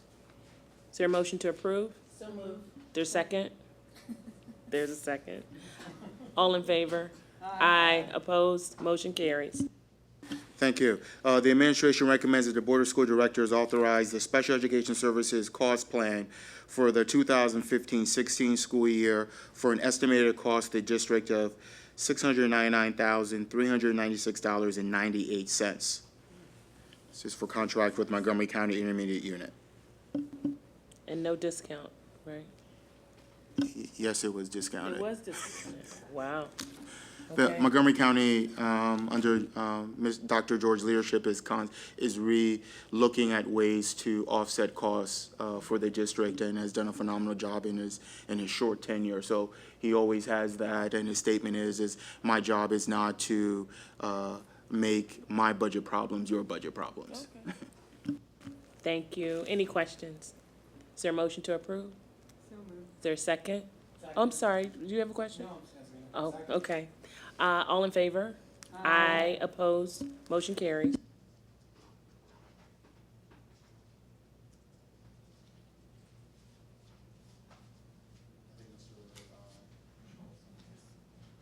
I'm sorry, it's back to me. Yeah. So we'll have the report of the Facilities Committee from Mr. Driscoll. Thank you, Dr. Van Lynch. The Facilities and Purchasing met Thursday, April 16th, about 11 days ago at 8:30. Our first item is always review the list of bills. Questions were asked and answered by the administration. We then reviewed a contract renewal. I think it's pronounced Trebron, antivirus software. The district has been using this product to protect approximately 8,000 devices, and this is a proposal for a 3-year renewal deal. We then looked at the renewal for School Messenger. This is the software program most of you know that sends you the automatic voice calls. Sound a lot like Doug Young, letting you know when the snow day is canceled. I don't know if that's a compliment to the Messenger. We did a 1-year renewal. That was a 1-year renewal that's on the agenda. We also reviewed a contract for a company called Kronos to migrate our time and reporting software over to an upgraded server. Microsoft, who runs the operating system of the server, will no longer support the version on which it's running on. It's an older version, so we're going to upgrade to a newer server, a newer operating system, and we need to move the data physically from one box to another box with a better operating system. We also reviewed a contract, I believe it's pronounced Atlanta Consulting, to help us assist us in upgrading our fiber optic cable in 7 school buildings. This is being done in anticipation of upgrading some of our switches in the near future. This has been a plan in the upgrade to the cables, eventually the switches to keep pace with the bandwidth demand in our buildings. I believe we also discussed that some of our fiber is almost 10 years old in some of the buildings, is my recollection. We also briefly discussed live streaming meetings. Mr. Frazier did meet with the township. Unfortunately, we still need more information before we can make any decisions, but we sent Mr. Frazier back to do some more homework on that proposal. We also reviewed a professional services contract for a person to assist the district in obtaining grant money for applying like petroleum, like CNG gas. Mr. Ganan did report out that while we will spend money for this consultant, the money saving, the grant money, far outweighs the fees spent for this consultant, so it's a very worthwhile proposal. We reviewed and discussed change orders for both Gladwin and Welsh Valley. We received an update from Reynolds Construction on various construction projects. The good news is Welsh Valley project is looking, it's not quite there, but we're looking good. So I think we're feeling as good as you can feel with a September opening date. We also did get a very short presentation from Montgomery Planning Commission, much shorter than tonight's. And we also reviewed a proposal for Gilbert Architects to conduct a space inventory of our existing buildings. This is obviously kind of the next step after receiving an enrollment study to see how is our space being utilized. Our next facilities and purchasing meeting will be on May 14th in this room. Thank you. Thank you, Mr. Driscoll. And we'll turn the meeting over now to Mr. Orlando. Okay, under the report of, let's see, the Business Office and Finance, I'm going to take items B through F, and then H and I as one motion, and we'll do a separate motion for the proposed final budget. The following items are for approval. Approve list of bills, approve the financial report for March 2015, acknowledge receipt of the third quarter student activity reports, accept the donations from the Belmont Hills Elementary Home and School Associations for actually two donations. The first one is $10,000 to the school to purchase a ceiling mounted projector for the school cafetorium, and accept also a donation of $16,000 for the purchase of ceiling-mounted projectors in each of the 8 classrooms. And then approve the stipulation agreement. It gives the district solicitor's office the ability to execute the stipulation, a settlement stipulation resolving the assessment appeal for parcel 40-00-68180-00-9, and also then to declare items of surplus equipment as per the attachment. Thank you. I just want to go back and thank the ISC for the mini grants, for the number of teachers who'll be doing amazing things in their classroom with students, and also to thank the Belmont Hills HSA for the generous donations for $10,000 and $16,000 for our students and our faculty. So with that, are there any additional questions? Is there a motion to approve? So moved. Is there a second? Second. All in favor? Aye. Opposed? Motion's carry. The other motion, the last motion in this section is the administration recommends that the Board of School Directors, one, tentatively adopts the 2015-16 proposed final budget with expenditures authorized totaling $246,266,565 as per the attachment. Levies a real estate tax of 26.2321 mils, and thirdly continues the 1% real estate transfer tax and continues the $5 local services tax. Are there any questions on the budget motion? Is there a motion to approve? So moved. Is there a second? Second. We will do a roll call vote for the budget. So, Ms. LaPera? Thank you. Dr. O'Leary? Aye. Mr. Driscoll? Aye. Ms. Robinson? Aye. Ms. Pollard? Aye. Dr. Gilbert? Aye. Ms. DiBonaventura? Aye. Dr. Golden? Aye. Ms. Ackman? Aye. Dr. Van Lynch? Aye. That is a total of 9. Motion passes. Motion carries 9-0. Back to you, Mr. Orlando. Is it still you? Yes. Under facilities and operation, I think Mr. Driscoll went over all the items, so I'm going to take them all in one motion.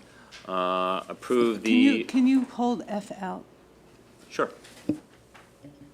So I'm going to take everything except I'll separate F. So we're going to take A through E and then G as one motion, and then we're going to do F as a separate motion. Okay. So the administration recommends that the school boards approve the following motions. Approve the master agreement with Clean Fuel Consulting.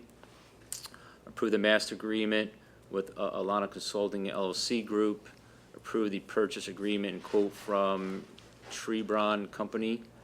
Approve the renewal authorization for Reliance Communication LLC for School Messenger. Approve the statement of work in order form with Kronos.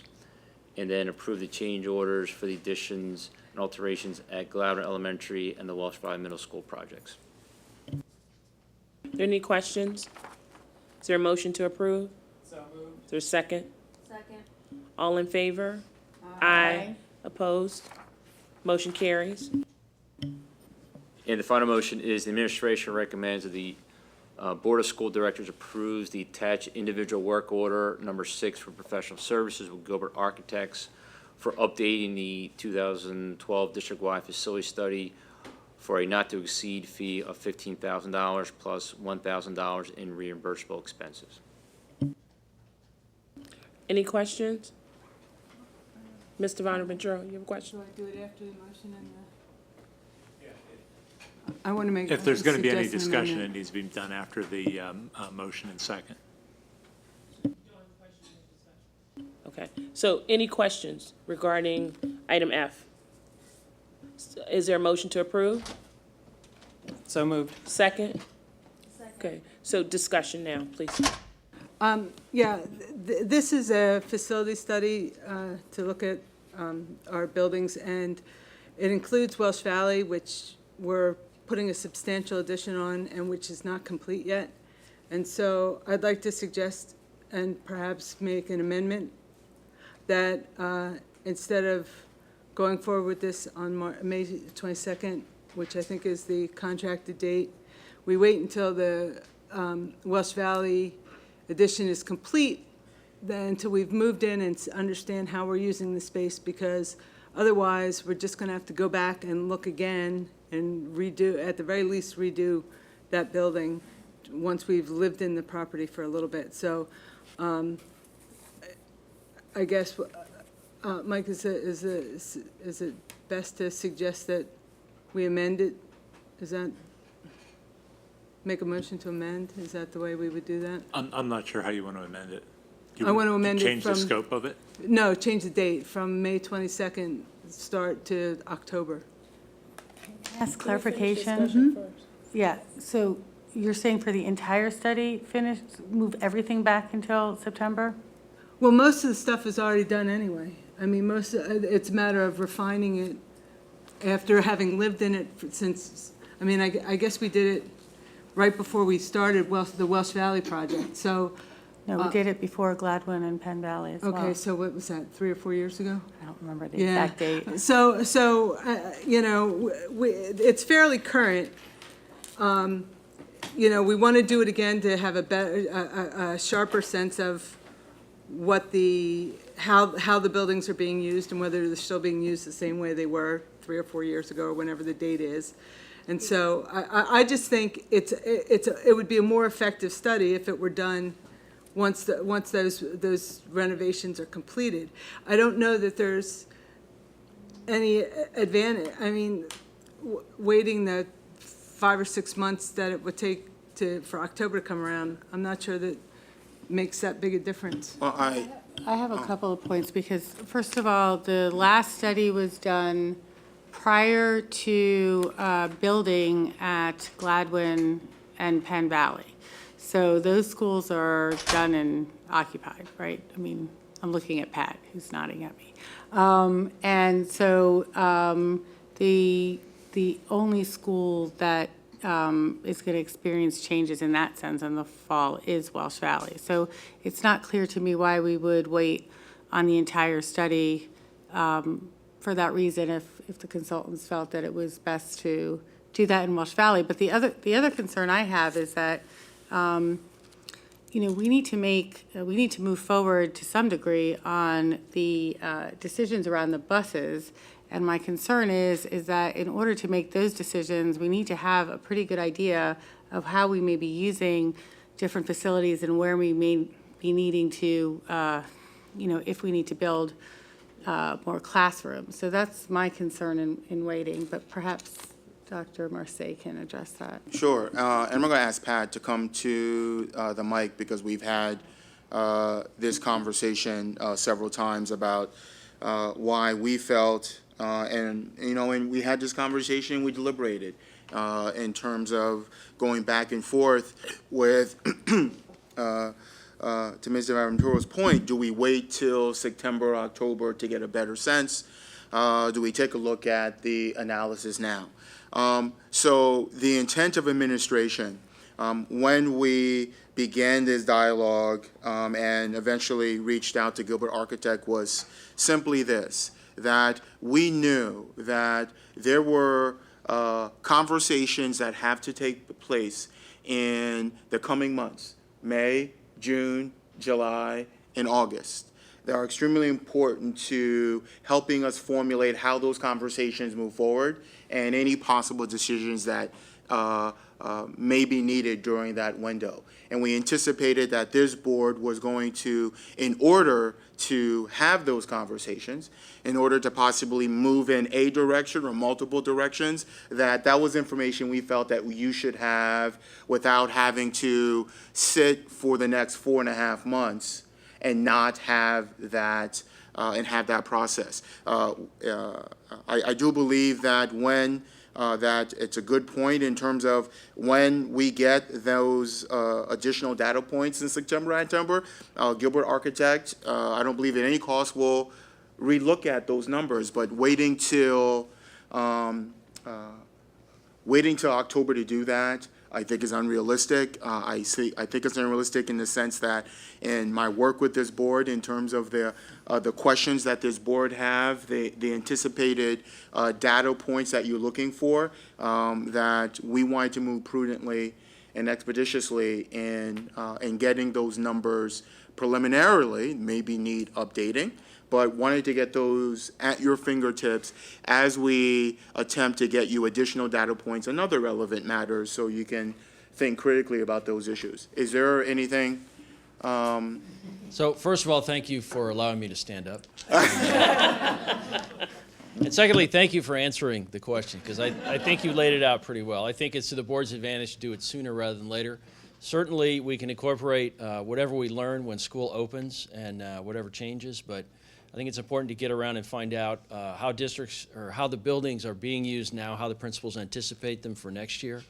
I know that not only are they expecting increases, but they're also expecting changes in some of the programs. For example, Marion's expecting more autistic support students, and that's affecting how the principal's thinking about space for next year.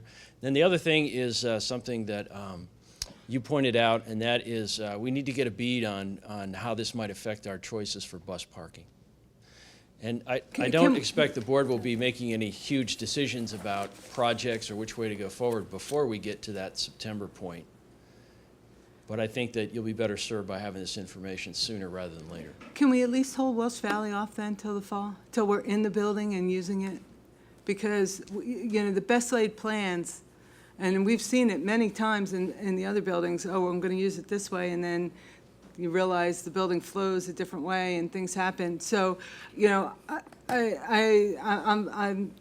don't know whether Gilbert is willing to have that big delay, which is why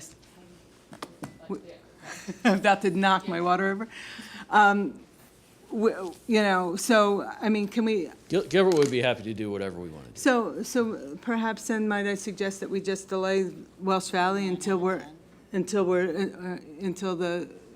building is done? Well, I think there's an assumption, I don't know, that fly them out, they're here for whatever, 10 days, 10 buildings, bring them out, 9 days, you got to bring them back. So there is. She's here all the time. I mean, she comes to every facility. There's no difference in cost whether we wait for October for Gilbert to do that. So providing some preliminary data, knowing that we want to clarify or add or review data points in October is not going to change the cost of that. All it's going to do is provide a revision of that information. But I guess I'm troubled. I mean,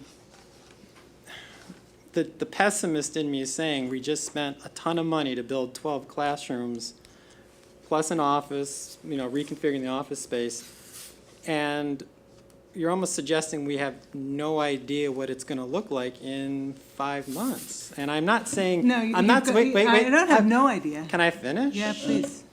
You know, yes, you're correct. The data could potentially be different between now and September. Here's my question. If it's only 5% difference, is it worth waiting 5 months to be in a holding pattern on what's going to be important decisions? I would also caution, you know, we just got the report. I don't know if we will start construction, when we'll start construction, but you know better than anyone else, if there's got to be a big project, it's years in the making. So this 6 months you want to suggest waiting, plus or minus, could be putting us in a bind. And I say get it now, and if it's not what we want, bring them back to refine. I don't, you know, I'm wondering if we even find in September, the differences aren't substantial at all. So the data we get now carries through in September. You're making assumption it'll by default be incorrect, and I'm not sure, or won't be consistent with September, and I'm not sure that's a fair assumption.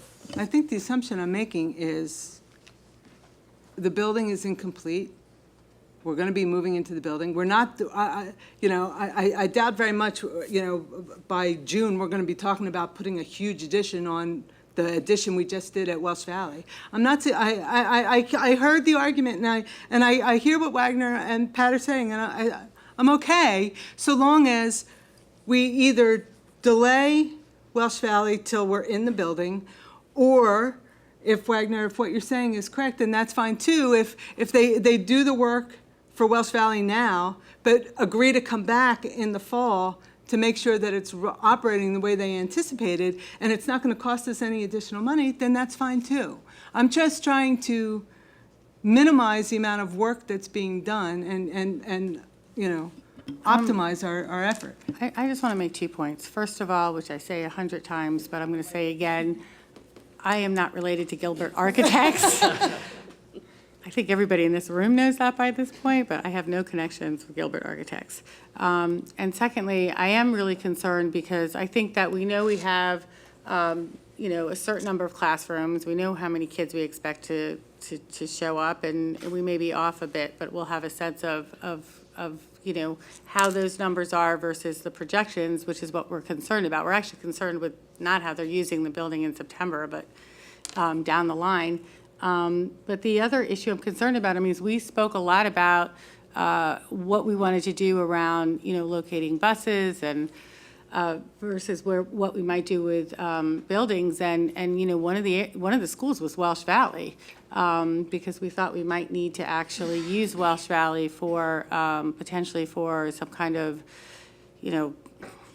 instructional program, particularly at the elementary level, which seems to have shifted, which is good news that we have more information. And so I think I'd like to have as much data as possible to start that conversation, and obviously we can refine it. That's just my perspective. Okay, can I repeat myself and say, if we're going to do it, great, so long as we can come back in the fall after it's in use and make sure that it's running the way we anticipated, and that's not going to cost us anything. Wagner's nodding his head, so if that's the case, I'm fine. We don't have to. Is that the case, Dr. Merced? Yes, that is the case. Okay. So are there any additional questions, comments? Is there a motion to approve? So Oh, we moved. already did that, I'm sorry. All in favor? Aye. Opposed? Motion carries.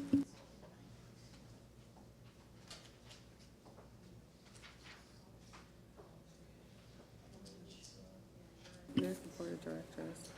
12. I'm looking at this. Okay, so we are now to the board of directors, old business. We'll now have the report of the policy committee from Ms. Robinson. Thank you, Dr. Van Lynch. The policy committee met on April 10th, 2015 at 8:30 in this room. We discussed policy 127, evaluation of educational program, for repeal. This policy is scheduled for repeal. It has been taken into consideration in the collective bargaining agreement with LMEA. We discussed policy number 908, AR, and the AR for volunteers. This policy will bring us in compliance with the Child Protective Services law that will go into effect for periods beginning July 1st, 2015. All qualifying volunteers of the district must get their child clearances every 3 years. The administration is undertaking an approach to notify and educate affected parties about these legal changes. Policy 808 was discussed. This policy states that individuals can qualify for free and reduced lunch and must fill out the required forms annually for nutritional services. And the information is kept confidential in the nutritional services office. Policy 152 was discussed. This is a new policy regarding participation in curricular programs and activities by economically disadvantaged students. It states that individual students who qualify for free and reduced lunch can qualify for additional services such as funds for field trips and other school-related activities. Our schools are already providing access to funds for activities that are above and beyond those qualifying for free and reduced lunch through partnering with HSAs, and this policy does not replace that relationship. Rather, this policy codifies something that is already occurring, so parents and guardians are aware of their options should their child need additional financial assistance. All qualifying individual information is kept strictly confidential. We discussed policy 131, controversial and value issues, and that's for repeal. It was replaced by policy 119. Policy 141 is also scheduled for repeal. It's replaced by 114-3 in the ARs. We discussed administrative regulation 114-3, individualized student supports and services for gifted education. This was reviewed, noting that several factors are taken into consideration when a student is considered for the challenge or gifted program. And we finally discussed policy 460, tutoring for a fee. It will be brought back with some minor changes. The next policy committee meeting is scheduled for May 8th, and we'll be discussing policy number 130, guidelines concerning religion. So anybody interested in that issue can please come and voice your concerns. Thank you. Thank you, Ms. Robinson. Just to reiterate, the following policies were reviewed for a first reading. Policy 127, evaluation of educational program for repeal. Policy 131, controversial and value issues, policy for repeal. Policy 141, programs for gifted students for repeal. Policy 152, participation in curricular programs and activities by economically disadvantaged students.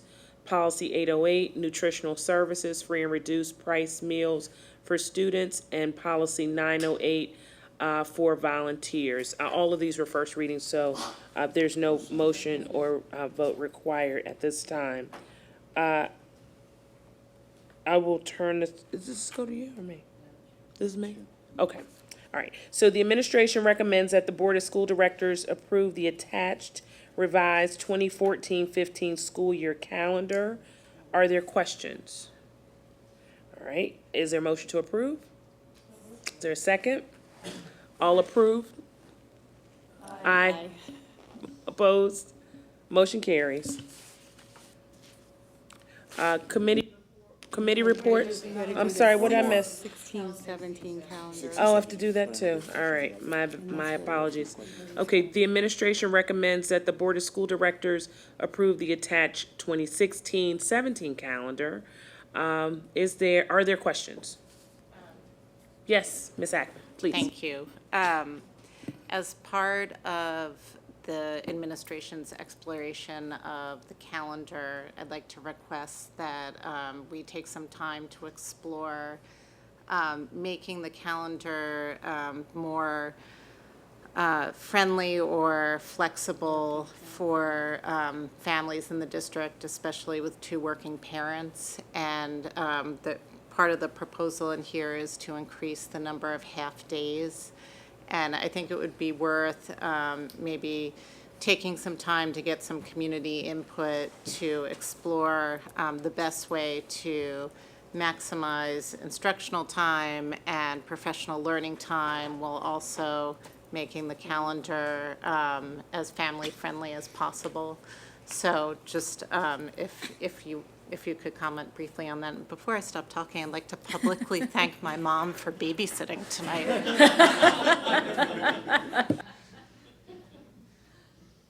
Thank you for that comment and the opportunity to reflect. The administration's commitment has been, and this is an ongoing conversation that we have had with our educators, especially in CIPD several years ago, in thinking critically about aligning the school calendar with the academic calendar. This phase was one of 3 phases that we anticipate moving forward with. We know that there's going to have to be a big shift in terms of the way in which some of our days are aligned, some of the traditional holidays and celebrations that we as adults are accustomed to having during that time. And this opportunity, and though I welcome the conversation with the community and others around that, this first phase was an opportunity to honor and move forward and think critically about providing additional time for professional learning opportunities and for additional time for collaboration and additional time for teachers to think critically about the individual needs of their students. So this calendar that you're seeing for the 16-17 as part of the 5-year strategic plan is one of many steps where not only are we going to look at the additional half-days, but we're also looking at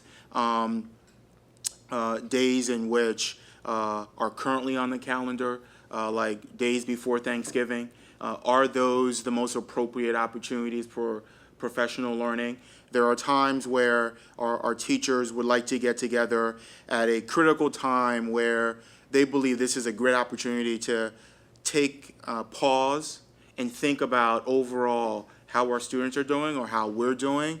And those half days or full days never seem to fall in line with those opportunities. So this proposal is the first of many revisions that we're going to take. We wanted to prototype this year and begin the more extensive dialogue, the more extensive conversation that community members will have and think about as we gather more information. I know there was concern about the half days and do we convert those to full days, which would be probably be an easier transition. I'm willing to go back to the 16-17 calendar and take a look at the possibility of reducing the half days and making maybe 2 full days, which probably, if I'm hearing correctly, might be easier transition than some of the half days in terms of our the complexity of that it has with our parents and guardians. Thanks. Yes, please. I don't want to belabor this at 11:45 p.m., but I I'm think not going this- anywhere tonight, so keep on talking. I think we are all very respectful of the need for professional learning. Our point is that we've never really, as a board, had a conversation about the burden on working parents of the school calendar. And so as we start to plan for future school calendars, I think our request is to be mindful of the fact that school days that don't coincide with traditional holidays place a very heavy burden on working parents. And to that point, and this has come up many times over the years, spring break is arbitrarily, well, it's set based on when Easter is, which is at one point in time was sensitive to the community, but the community has changed considerably over time. And we have a lot of parents who have a couple children in private school, a couple children in public school, and many of the private schools have their spring break that last week of March. And there was discussion about whether we could try and coordinate our spring break with the private school spring break so that families can be together for spring break rather than have, parents having to deal with kids home 2 separate weeks. I mean, if we're talking about the needs of working families, if you have, a couple kids in private and a couple kids in public, or even 1-on-1, it's a burden. So if we're looking at the calendar, if that's something we can look at and perhaps talk to the community members as well and see if that's something people are interested in. Yes, absolutely, and I concur with all three statements. And we will, in the fall, engage conversation not only with our CIPD representatives and our educators, but we also plan to introduce this as a topic of conversation as our HSA and ISC meetings, as well as we think about that aspect of the calendar and gather input from parents and guardians. So yes, we will do that. Thank you. So I have a question, Mike. Do we not approve it then if it's going back for review, or do we still approve? We have to We- table it. Do we need? Yeah, if it's not going to be approved tonight, so far there's been no motion to approve it, so you just don't need to move it. Yeah, the motion hasn't been made yet to approve it. There's just been some discussion about it, but no motion's been made, so it doesn't need to be moved. If I may, the history of the calendar in terms of when it's proposed, it's always a year and a half prior to the school year. So if we're going to make an amendment, I'd like to table it and think about converting those half days into 2 full days and come back with that, and then in September begin the conversation about some of the burdens that really impact parents and families with that schedule. Okay, Dr. Marseille, just for clarification, is that for the 16-17 calendar? 16-17 calendar, yes. Okay. So then we will not motion. Okay. That's correct. Okay. Thank you for being amenable to the board's request around the calendar. I'll move now to Dr. O'Leary's report of the Legislative Committee. The Legislative Committee met on March 24th. We reviewed what we learned from the Legislative Forum and noted some improvements for next year. We are listening to the Pennsylvania School Board Association for updates on No Child Left Behind legislation, which is bouncing around Washington. The board is working towards making a statement or resolution on testing, and that's sort of in progress. And we're also working on Pennsylvania School Board Association call for agenda items for next year. And we sort of, continuing those 4 things at our meeting this Wednesday, which is a PM meeting. It's April 29th in this room. 7 p.m. Thank you. Thank you, Dr. O'Leary. Now a report from the Communications Committee, Ms. Ackman. Thank you. The committee met on April 22nd at 7 p.m. As mentioned earlier, we used this as an opportunity for a presentation to the community on the budget. So we had a good discussion. There were some suggestions about the budget process for next year and community outreach. And the other highlight of the meeting was Dr. Marseille gave an update on the number of children who opted out of the PSSAs in the district this year, which numbered 270, which is high and unprecedented in Lower Merion. He also noted that as a result, the district had to hire 16 substitutes to help coordinate learning or alternative activities for these students during opting out. So there was some discussion about how to approach, assuming PSSAs will occur next year, and this will repeat itself in some way, how to manage this moving into next year. Your next meeting, Ms. Oh, Ackman? and the next meeting will be May 13th at 8:30 a.m. Great, thank you. And thank you to Ms. Ackman for sharing the Communications Committee meeting with the board and the public for a budget meeting as well. So seeing no audience, we will not have audience recognition, but we'll acknowledge that we did note that. And I need to, I'm sorry? Oh, no, I don't see anybody standing back there. Now moving to Sunshine Law, in accordance with the Act 93 of 1998 Sunshine Law, Board of School Directors met in executive information sessions on the following dates and discussed: March 16th, real estate personnel litigation; March 17th, personnel; March 18th, personnel; March 23rd, personnel all the way down. March 24th, March 26th, April 6th, April 7th, April 9th, April 13th, April 14th, April 27th. We have upcoming meeting dates: Wednesday, April 29th, Legislative Committee, 7 p.m., as Dr. O'Leary noted. Monday, May 4th, Curriculum Committee, 8:30 a.m. Friday, May 8th, Policy Committee, 8:30 a.m. Monday, May 11th, Education Committee, 8 p.m. Wednesday, May 13th, Communication Committee, 8:30 a.m. Thursday, May 14th, Facilities and Purchasing, 8:30 a.m. And May 18th, regular board business meeting, 8 p.m. And with that, we are adjourned. Thank you.